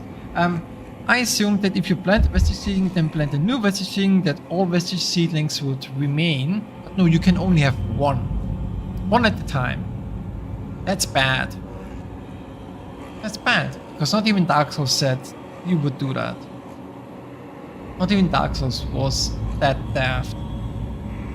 Like the idea that you can plant your own save point is nice. Except if the save point is lost if you plant a new one. Then it becomes fucking annoying, and if NG Plus makes that even worse by giving you less regular save points, bonfires, whatever you want to call them. No, that is not fun. Like that is even less. That is not fun, I would say.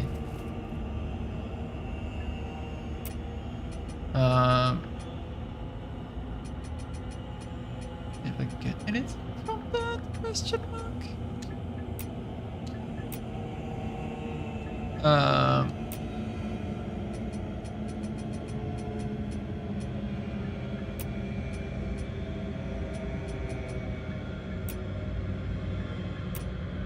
So yeah, the vestige seedling system is not good.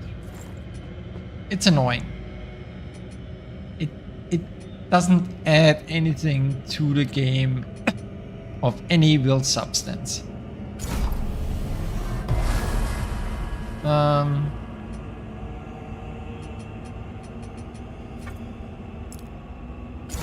It doesn't. And if it's only gonna get versus NG plusing more, then in all honesty, it's not. It only gets worse. It's bad. I guess I should explain the cliff mechanic. The ledge mechanic. This land is over to offer. Also, they are already conflicted. The ledge mechanic. So, when you are a certain distance from a ledge, any ledge, then any attack can accelerate an enemy off a ledge. So if they're close to a ledge and you hit an enemy close to the ledge, then there's a chance that they will get accelerated off the ledge. So they're more likely to fall off the ledge. That's great, except if you miss an enemy or you attack close to a ledge, you might be the one that gets artificially accelerated, and then you get thrown off the ledge, even though the attack wouldn't throw you off the ledge otherwise. Which means the ledge mechanic, even though it should only apply to attacks that hit an enemy and then only affect an enemy, affects everything, including yourself. So if I do this, whoop, did you see that? I did a little whoop forwards. So if you miss an enemy, or even if you hit an enemy close to ledge, like almost perpendicular, you get a whoop. You get accelerated and you fall off the ledge, even with an attack that wouldn't otherwise throw you off the ledge. And that has killed me like half a dozen times or more, because it's fucking stupid. At least the kick doesn't do that. But the regular attack, if the regular attack ends very close to a ledge, a little closer, a little closer.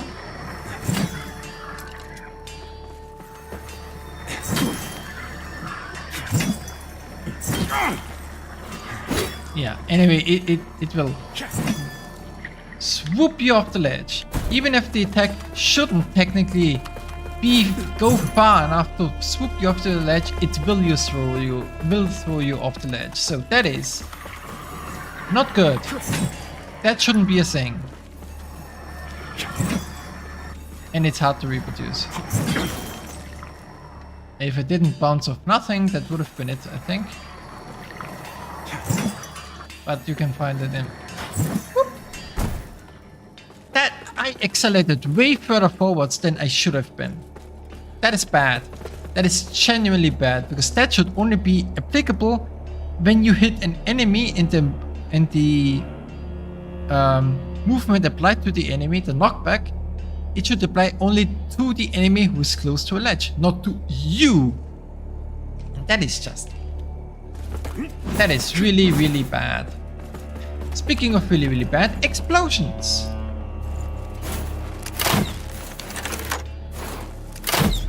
So this explosion from this bow, or any explosion, doesn't throw you in the direction you think it will. If I shoot this ladder, you would think that the explosion, if it was a movable or tangible object, the explosion would move the object this direction. It does not. In fact, sometimes it moves. If I shoot it, it would move the object to the left. Sometimes it explodes the object to the right. Sometimes the explosion pulls the object towards you, which makes no sense. And the same is true for enemies. If enemies hit you with attacks that have an AoE explosive effect, or like an AoE pulsing effect, anything that applies like a knockback, which direction you get knocked back seems entirely fucking random. It can knock them towards them, it can knock them back from them, it can knock them left, right, where the fuck ever. And this has also killed me multiple times, because there were attacks where I'm on a ladder, the attack hits the ladder, and then the attack throws me not backwards of the ladder, it throws me to the left side of the ladder, of a cliff. Even though if it had thrown me back of the ladder, I would have been safe, and the attack coming from behind the ladder should have thrown me off the ladder in the other direction. It didn't. It threw me off to the left in a 90-degree angle from the explosion to the left and off a cliff. Why? Why are explosions so fucking weird? Along explosions and the ledge mechanic are both bad. So are certain enemy healths. So is the reuse of mini bosses as regular enemies. Nobody liked it in Dark Souls 2. Nobody liked it in Elden Ring. It's honestly worse here than it was in Elden Ring or Dark Souls 2, I'll be honest, because the enemies are way more annoying because they have obnoxious movesets. In particular, the Infernal Longswordsman has the shotgun move that goes all the way it can render. It can shoot from over here to all the way over there. It's a shotgun move. It can shoot like a fucking sniper rifle. It should not be able to shoot that far because it's a fucking shotgun. But it can. It shouldn't, but it can. Next up, the Infernal not the Infernal Enchantress, the... what are they called?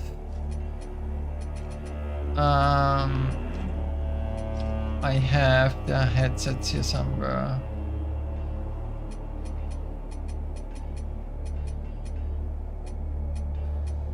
Let me just figure out what they're called again. It's not Infernal Enchantress. Is it an Enchantress? No.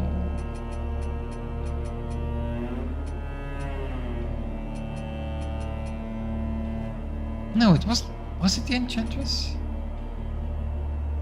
Yes, it was the Enchantress. Never mind. It was the Infernal Enchantress.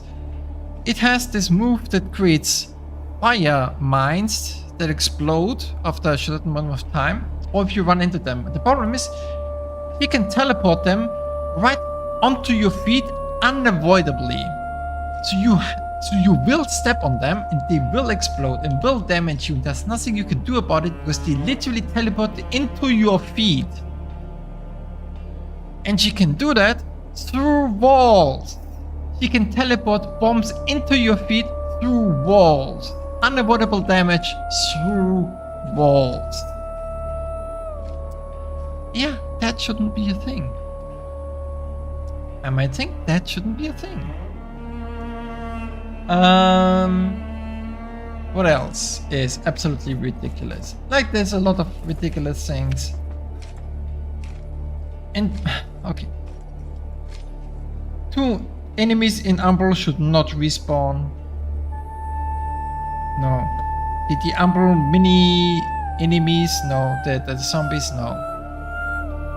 No respawn. It's just annoying. It's not fun. There's nothing good about it. This is not a good mechanic. I don't mind there being a different set of enemies in Umbral or on top of the regular XM enemies. I think that's fine. Infinitely spawning? No. No, no, no, no, no. Not infinitely spawning. No. That is not good. That is not good.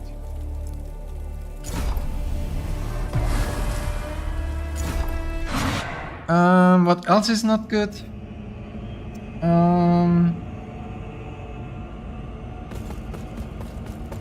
I have the single best from the weapons I found, single best small strength scaling weapon in the game. This has a base strength scaling of E+, I think. And at +10 it has A. The next best one was this sword. This is a grand sword. This had a C-. So there aren't any good small strength scaling weapons. If you want small weapons, they are agility, radiance, or infernal scaling, but not strength scaling. The only 2 good small strength scaling weapons I found are this sword, which you find late in the game, or this flail, which you also find late in the game. Everything else that's small and strength scaling is bad. However, big strength scaling weapons are good. In fact, I would say that big weapons in this game in general are almost better. Because they have higher base damage, of course they do, but they also have better scalings in general. Like a lot of the really good scaling weapons are in fact bigger weapons. Long swords, grand hammers, grand axes, and halberds, and of course boss weapons. And also another thing, boss weapons are really good in this game. If you want a strong weapon, use a boss weapon. Also arguably this is one of the best base scaling weapons in the game. The Skin Stealer Spear with a B- at level 1. One of the best base scalings in the game. A B- at level 1 is top tier. Yeah. Like this Grand Hammer has a C strength. This is also really good. But yeah. It's also really good, the C strength. Yeah, so scaling is weird and damage is weird. And the damage makes lots of the small weapons, they don't feel worth using a lot of the time.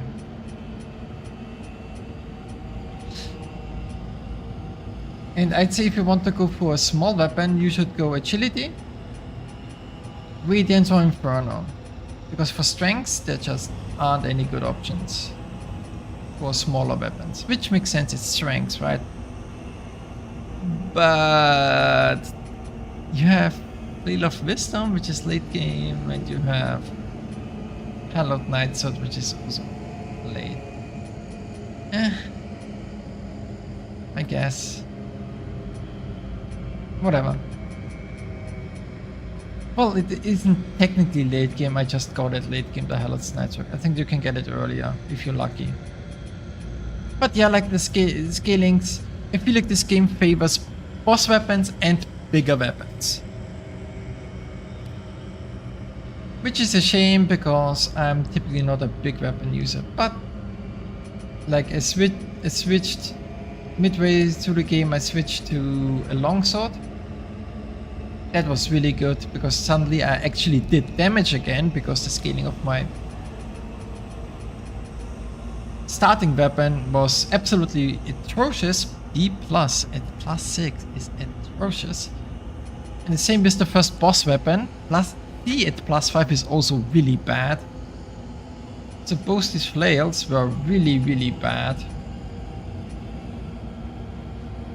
Like this is good. It has a C agility skin, but I'm not agility. C+ agility. D- agility is also better. D- agility is also better. D- yeah.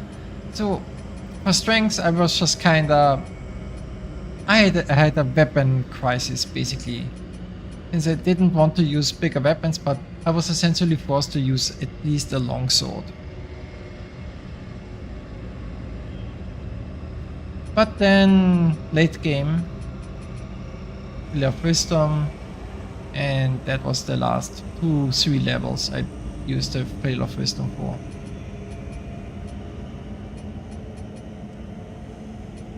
But if you like big weapons, this is a good game. Or if you do Agility or Radiance and Inferno. There's so much Radiance and Inferno, like it's crazy. Like this game really actually wants you to go into Radiance and Inferno. Because a lot of weapons scale off those stats, and they scale really well off those stats. It's kinda crazy. I'm missing out a fuck ton by not going Radiance Inferno.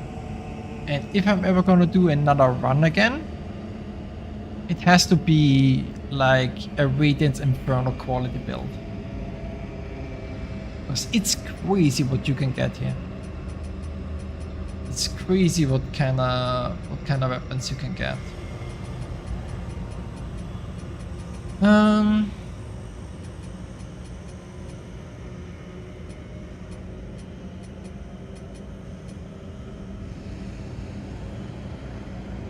Right, this weapon is crazy. It's also regular X, but it's also B-. It has 2.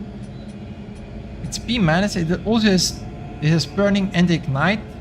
as an effect, and it has 3 different scalings. It's physical, fire, and wither. The splitting is not good, but because it scales with Inferno and B-, it's going to be crazy good. The triple splitting is technically not good, but it has really good scaling and has 2 effects. So that actually could make this a really crazy good weapon. Unfortunately, this is found in the last area.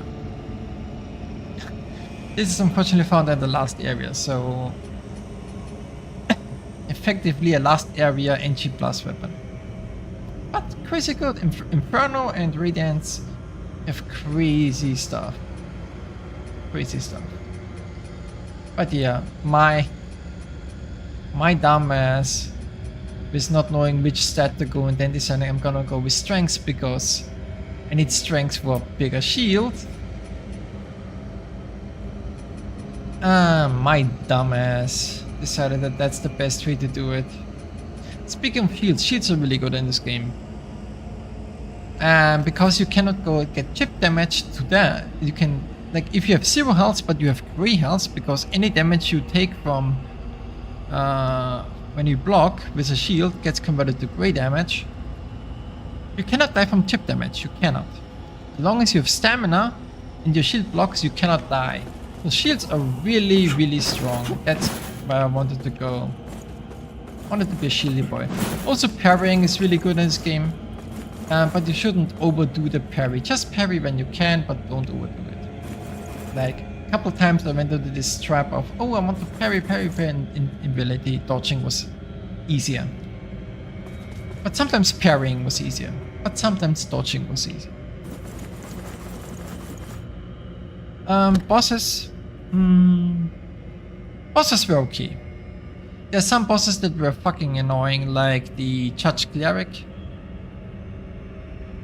Had AoE attacks that would basically make you not engage with the boss because you had to run away for like 20 seconds until the AoEs were done with, so you can once again fight the boss. So you had 20 seconds of just not doing anything other than running away. It's 20 seconds that you're wasting not doing anything. Not fun. And I thought the first major boss for the first beacon, which was the headless, well, not headless, he had a head, but the pumpkin head rider, I don't remember what it's called.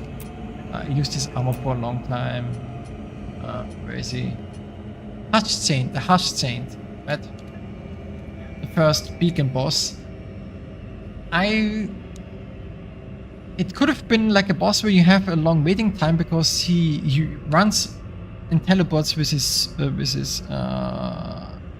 on his horse, right? You have to wait for him to get like off his horse, literally. But what I quickly realized is that what if you just shoot at him? Well, if you shoot at him at the right time, he will fall off his horse and take some damage. So you can end the waiting period that you could have had, which would also be like 30 plus seconds of just waiting around and dodging bad attacks before you can actually interact with the boss proper. You can cut that short by just shooting him with arrows. Speaking of arrows and throwables, I don't know about spells, but throwables and arrows and bolt are extremely fucking powerful. In fact, they're so powerful you can make builds around them and they can destroy. And I have cheesed enemies, I have cheesed bosses because they were annoying. You can use them as utility, like because you have the third bar on the top left, the one with the pips. That's how many.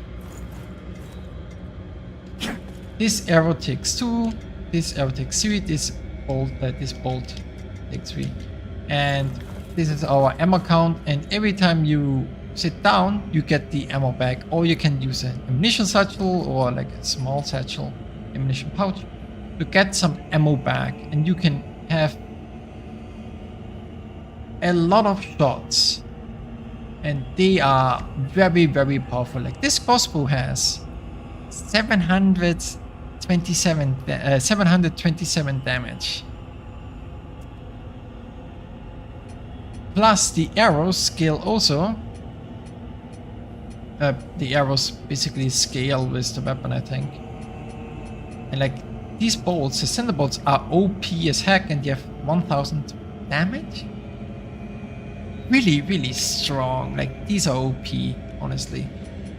Like the radiant bolts and the cinder bolts are the two most used bolts I used. Like they're really, really, really strong. And it's just like, it's kind of a system I wanted for a while now. But the downside is, if you make it too strong, like in this game, it's very abusable. Because even if you don't build into it, it's very, very strong. Like, this crossbow does more damage than my flail or my sword. So, it's kind of like, whoops, that's a little overtuned. But then again, you can build around it. Like you have pendants that do it, you have rings that do it, right? That you can use to build into like arrows or throwables or bolts. And they're really, really, really, really strong.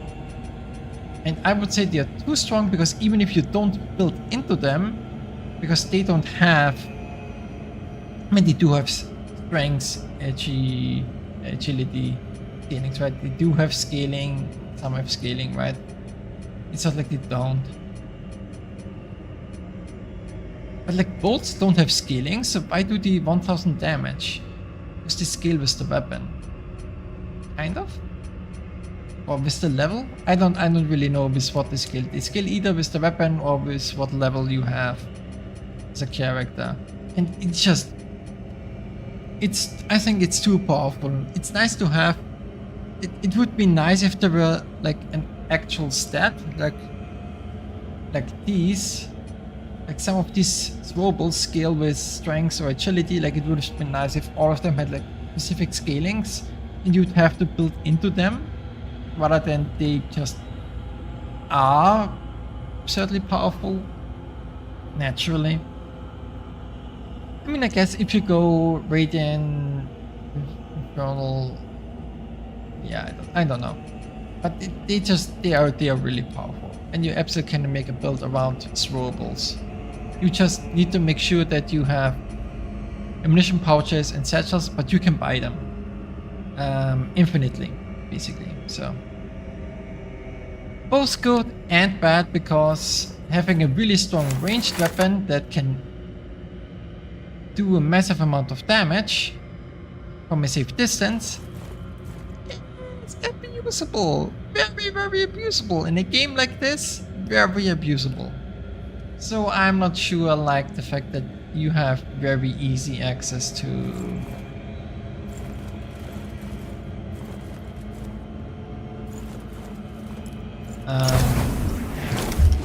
ammo. Except it's kind of what I wanted out of Sekiro. Because in Sekiro you have the issue that the variety in gameplay in Sekiro is dictated by your prosthetic arms, by your ninja prosthetic options like the spear, the axe, the fireworks, the shurikens, the umbrella, etc. The problem is there is no fixed amount of talismans you have. You can have a maximum of talismans at the time in your inventory, but you don't get a minimum fill. You don't get a minimum fill, and so all talismans are consumables. So people stop using their prosthetic arm, where the prosthetic arm is actually the way to get variety in Sekiro in terms of gameplay. But because they're limited amounts, people don't want to use the prosthetic arm because they're afraid to run out of consumable ammo. So this is like a little too much, this system, for the ammo for crossbows and bows and throwables. I think it's too much. Like I had the idea for a long time to do like a half and half. You can have a minimum amount that's always refilled, and then the other half is it's based on how much you have found. So there's for Sekiro it would be you have a minimum of always replenishing talismans, and then you have I don't know what you self-made talismans, and then you have the talismans you find around the world, and you have like 5 of the regular talismans, and then you have 5 you found in the world, and then you have a maximum of 10. 5 always replenish, and 5 you can get in addition to that for a maximum of 10. 5 consumables for a maximum of 10.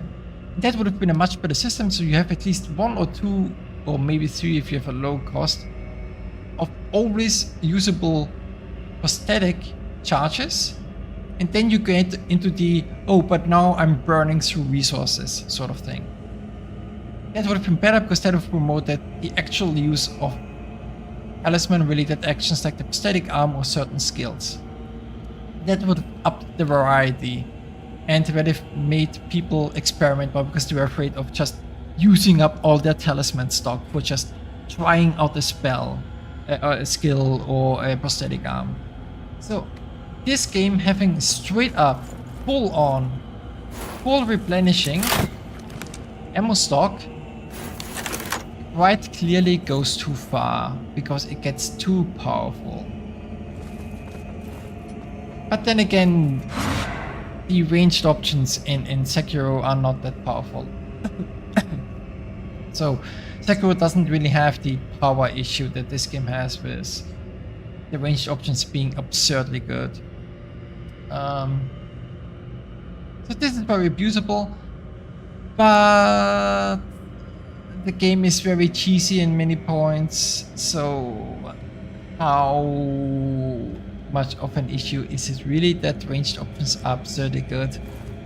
When the game really just kinda pisses you off a lot of the times with the ledge mechanic, throwing you off a cliff even though it shouldn't, explosions throwing you in the wrong direction off a cliff when they shouldn't, enemies having really annoying attacks so you just like really annoying AoE attacks so you just kill them from afar with a crossbow, and there's 5 fucking mini boss enemies as regular enemies so you just don't engage in melee because fuck that. So how much can I actually complain about the crossbow, the bow and the throwables being really strong when the game is designed not perfectly? In terms of difficulty, the difficulty in this game is definitely the levels, not the bosses. There are some annoying bosses like the Judge Cleric being non-interactable in both phases because of AoE bullshit that you just have to run away from for like 20 seconds before you can engage the boss again, or else you just die to AoE. Other than that, like the bosses really aren't that bad. The bosses aren't that bad. The worst boss arguably, aside from Judge Cleric, has to be the first boss in the Fen, which is the big mouthed frog abomination. I don't remember what it's called, because its attacks had a really weird hitbox and really bad telegraphing, so it was really hard to tell when you can dodge out of the attack, because the hitboxes are weird and some attacks linger a little longer than they should, so it was really hard to tell how to dodge the attacks, even though they weren't like anything special in terms of they weren't that fast or they weren't that weird tempo wise. They just hitbox and lingering wise was just really odd to tell how to dodge them. So I beat that boss by blocking. I just blocked. I blocked every attack, almost, except for the grabs. You can't block the grabs that the boss does. So I just learned what attacks the grabs, and everything else I just blocked. Except for the poison, you had to step out of the poison. But aside from the poison and the grab attacks, I blocked everything because I couldn't tell what attacks to block, attacks to dodge. I just blocked. And every damage I blocked was gray, so when I blocked the attack, I hit back, got my quarry back, blocked, got my quarry back, blocked, got my quarry back, went out of the way of the poison cloud, find an opening, block, and just that was a boss. I just abused the block mechanic because it was kinda stupid to pick out how to dodge the attacks, even though the attacks weren't bad. Like visually, should have been easy to dodge, but somehow they just end up being really odd to dodge. Yeah. These are just, I guess, some thoughts I had about the game. And I know starting off with the negatives is always like oh, so you didn't like the game. No, I like the game. Frustrating, and as much cursing as I've done at the game, absolutely I've cursed a lot at this game. Like, it's a shitty game, blah, blah, blah, like, it's always like that. This is, in terms of 3D Souls-like,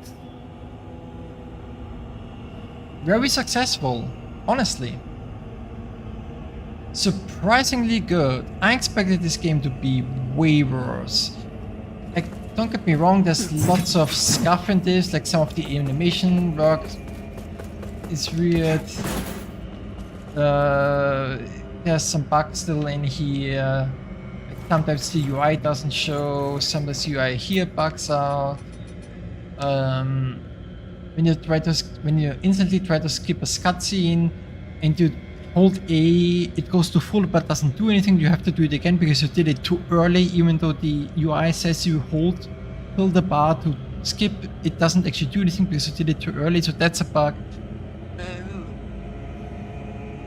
Overall, for a Souls-like, honestly, not bad. Honestly, not bad.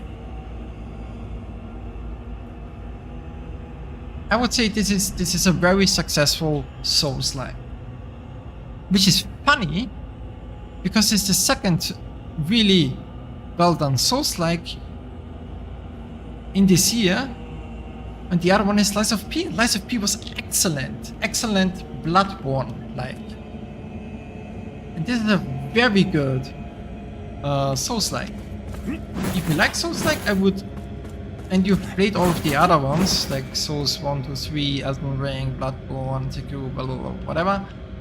I would very much recommend this. I would recommend this over Neo. Neo is a different beast entirely, and this is much more like regular Souls. I would very much recommend this over Neo. Neo has lots of other issues. I mean, Neo is also very good in many aspects, but the thing that this game and Lies of P both have done really well is world design and level design. Don't get me wrong, Pilgrim's Perch is the second major level in the game. Not good. Because it's basically Cliff City, and I've already talked about the ledge mechanic and the explosions, right? So you die a lot from falling. Also you have to jump, and this has a Dark Souls jump where you have to run and press A. So yeah, not good that your second major level is basically a cliff where you have a mechanic where you speed off a cliff if an attack happens near a ledge. Not good. Explosions being almost random which direction they throw you. Not good. Having jumping moments in your second major level, also not good. But world design wise and level design wise generally, very good. I love the visuals in this game. The visuals are very good. The visuals are very good, and the level design itself is also very good. Not quite. Would I say Lies of? Honestly, I almost like the level design. Which one do you like more, this level or Lies of P? I think they're both very good. Both Lies of P and this are very good. Did I play? Last year I played another Souls-like called Steel Rising. I think it was last year. Or was it this year? I don't remember. And that is like in the French Revolution era. That game was I enjoyed it. Enjoyed visually, but level design, not great. Enemy design, not great. Combat design, not great. So both Lies of P and Lords of the Fallen 2023, because there's another one in 2014, and that one was, from everything I've heard, really not good. This is like way better, though this is also made by a different studio, so it's not the original studio from the 2014 version. This is very good, and it's kind of surprising that we have two very good 3D Souls-like entries in the same year. Overall, I think I was less frustrated in Lies of P. Lies of P was also more difficult in terms of bosses.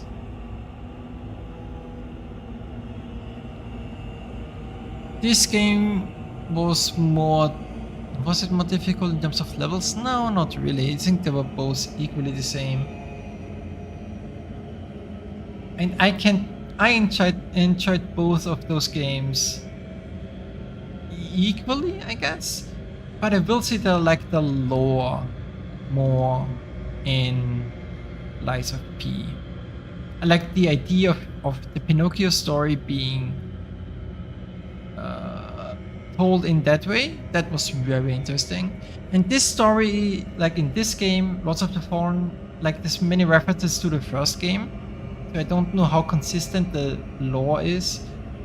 The lore in this game is not that interesting, I'll be honest. And most people have made references to the game series Blasphemous because of this head item, the Scourge Sister helmet. And don't get me wrong, this game absolutely takes inspiration, just like Blasphemous, from the Spanish Inquisition era. And its lore is the healing blood and all of the barbed stuff, right? Barbed Sophia, barbed flail, barbed weapons, like, yeah, okay. It takes inspiration also from the Spanish Inquisition, but it also takes inspiration from other stuff. And while I like the world design visually, like if you can't see it from here, but if you go, there's a good vestige, the Abbey.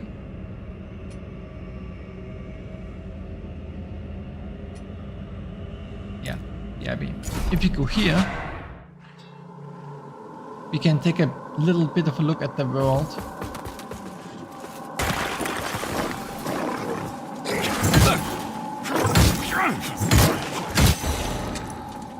And I love this. I love this world. I also like that there's towers there, there's towers here. There's a ginormous tower with stones over there that has a city underneath. So that's like a big fucking area. There's the Five Fingers. There's towers and cities up on the hill. Yeah, like I really like this. I like in the Thief down there was like an island. You could see an island down back in the Thief where there's also like a small village. That looks like it could be an additional area and stuff like that. It's like really cool. That like I like the world in this game design wise. Lore wise, it's okay. Lore wise, this game is what I would just call it okay. Lore wise, this game is okay. Lies of P is definitely more interesting. The Souls games are more interesting, though I would say this game is still more interesting than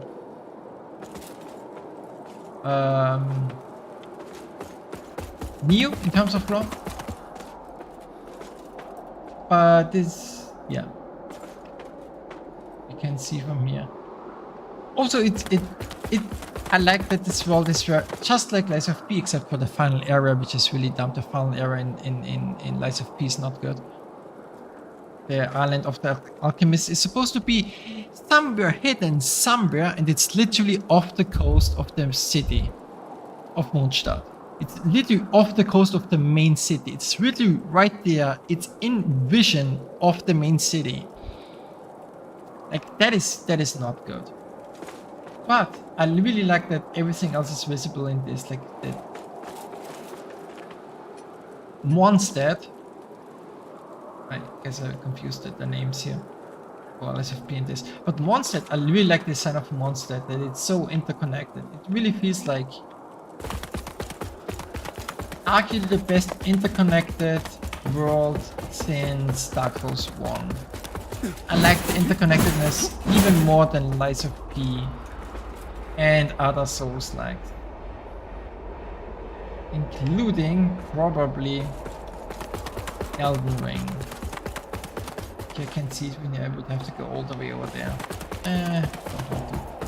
Don't wanna go all the way over there just to see the island. You just have to trust me, or you go and look at the wards where I'm going through this area, that there's an island in the fjord over there. There's an island in the fjord that is a little bit of green, has a, like what looks like a little bit of a village. It's really cool. Yeah. So yeah, the game has really good things. Like there's lots of weapons, though moveset variety is very small. Like blades have the same moveset as the hammers, as the axes, as the short swords. It's basically the moveset, same moveset. You can dual wield, but dual wielding, basically everything has the same moveset, except for grand swords, grand hammers, and grand axes. The colossal weapons have a different dual hand moveset, but everything else has the same. So in terms of moveset, not that interesting, but there's a great amount of variety. Alright, the Umbral Ramp. I don't want to go into the Umbral Ramp. I barely really used it. Though these effects that you can socket into the Umbral Ramp are really cool. Dodging at the right time implies withering is really cool. You can regain health. You can. This one is what I used. If you heavy attack, you charge a heavy attack, you get hyper armor. Really cool. Yeah. So there's. You can build a lot of different ways. You can choose your outfits really well with this. With this system, with the Tinct system that you find, but you can also buy from doing online battles for the different factions. You can buy more armor, color variety, and you can color the individual parts. Really cool. As much as I hated a lot of aspects in this game and frustrated me, I think this game is still really good. It is surprisingly good. As many problems as I have with this game, I am surprised at how good this game is in the end. And while I think maybe Lies of P is a better experience in some ways,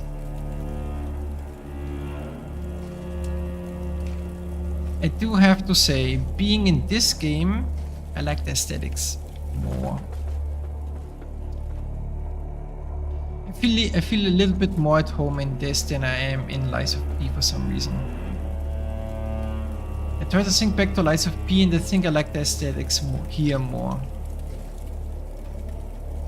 But Lies of P is still extremely good, extremely well built, extremely well designed, and overall I think Lies of P is a slightly better experience because this is slightly more jank. This game is more jank than Lies of P, which can be bad, but can also be endearing. And I think this game is better than it had most rights to be, based on the fact that the previous Lords of the Fallen 2014 was apparently a dumpster fire.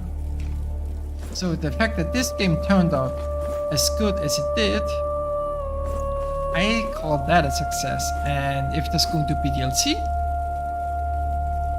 which we know Lies of P is also going to have DLC, I'll play it.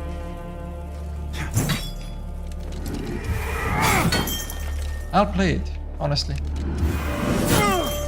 Because through all the frustrations which is part of these kinds of games, I still still had a good time. It's a good game.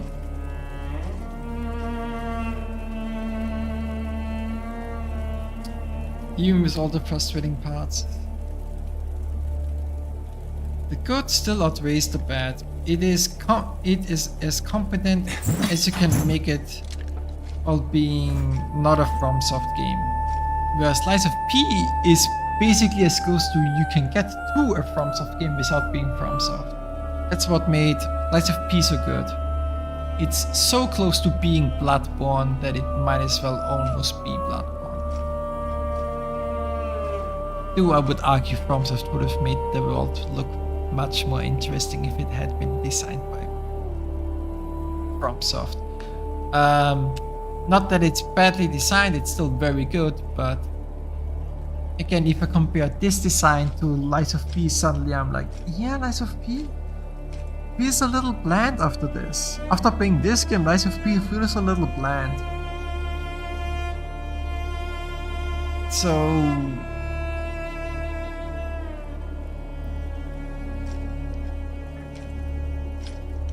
but it's still very good, mind you. Lies of P is still very good.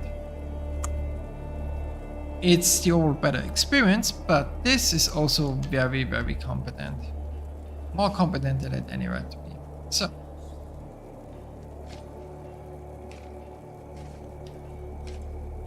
But overall, as an experience, I would still recommend Lies of P first before this. But if you like Souls games, this is absolutely a game you should try. Since third-party Souls-like, 3D Souls-like games that are actually good, how many of them are there? Neo 2? Like Neo 1, Neo 2 is better than Neo 1. I would definitely recommend Neo 2 over Neo 1, and you don't really need to play Neo 1 to play Neo 2.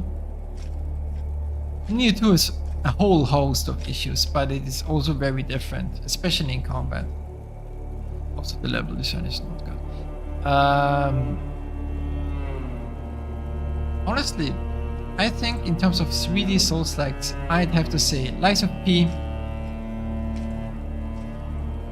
is first place. This game, I would leave second place vacant for. It would not give second place for third for 3D Souls-like to Neo 2. I would not. That game has too many issues. Even with its combat being interesting, that game has too many issues. The level design and like the systems just kinda suck. If you don't get like hardcore into the Neo 2 combat system, the game can suck the soul out of you and not make it very enjoyable. It is difficult, mind you though. It is definitely more difficult than Lords of the Fallen or Lies of P, so in terms of difficulty, yeah. But I would actually go first place Lies of P, second place Lords of the Fallen 2023, and then third place Neo 2. Steel Rising, I guess first, because I haven't played any other 3D Souls-likes that aren't from FromSoft, but Steel Rising is a far below fourth place, below the. It's very much notably below those three games. Yeah. But that's the game for now. Anything to say, Peter? No. Nothing I haven't heard. Alright.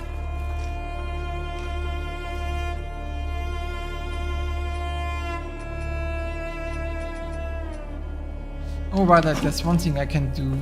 One thing I can try. I mean, the game is already over, but something I want to try real quick. If I can give the Light Reaper's Umbral Parasite to the Umbral deity. I wonder if I can do that. Let's try that out real quick. Oh yeah, this boss fight I cheesed it at the end, but this boss fight was very interesting. Kind of annoying at times, especially the fourth phase, effectively you could call it. The fourth phase definitely was the most annoying. It was like not the reason why I cheesed it at the end because the fourth phase was just straight up annoying to play against. Just like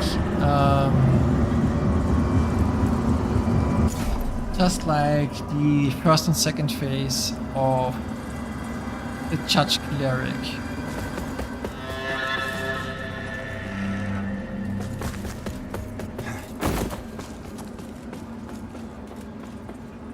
Can I do anything? Mr. Parasite?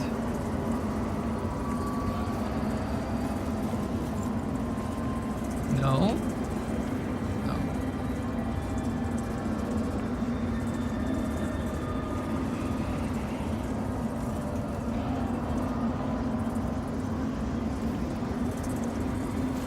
There's nothing I can do.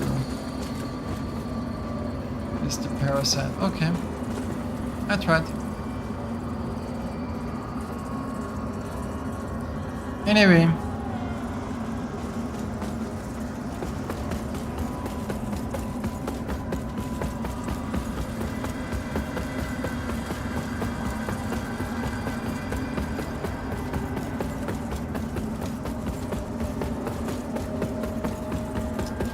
That's the game. And now we wait for DLC, effectively.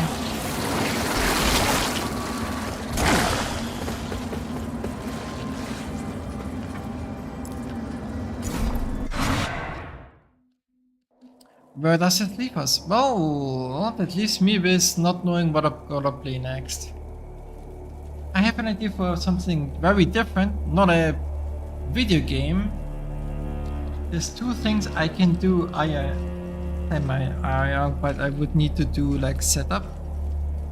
Like I have a camera that I haven't installed.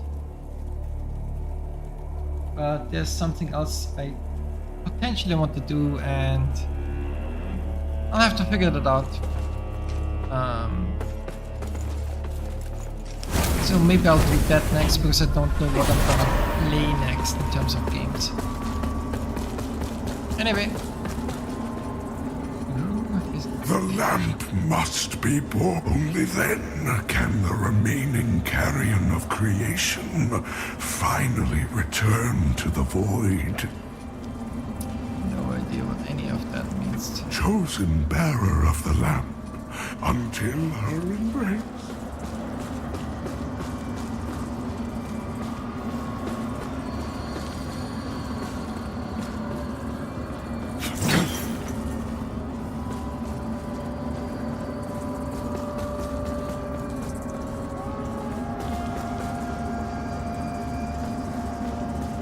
Also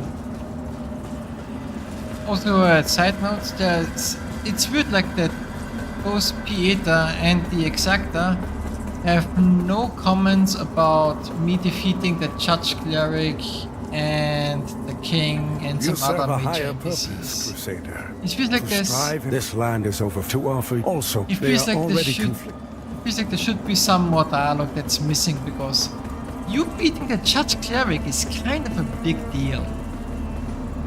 Especially for Pieta. So she not having any dialogue in regards to that is kinda odd.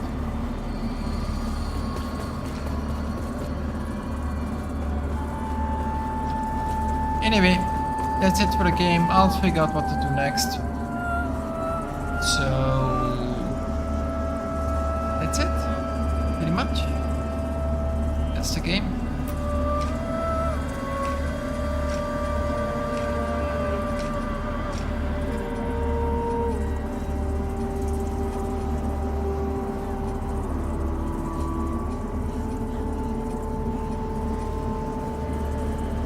I guess I'll see somebody, anybody, whoever is watching this later, maybe.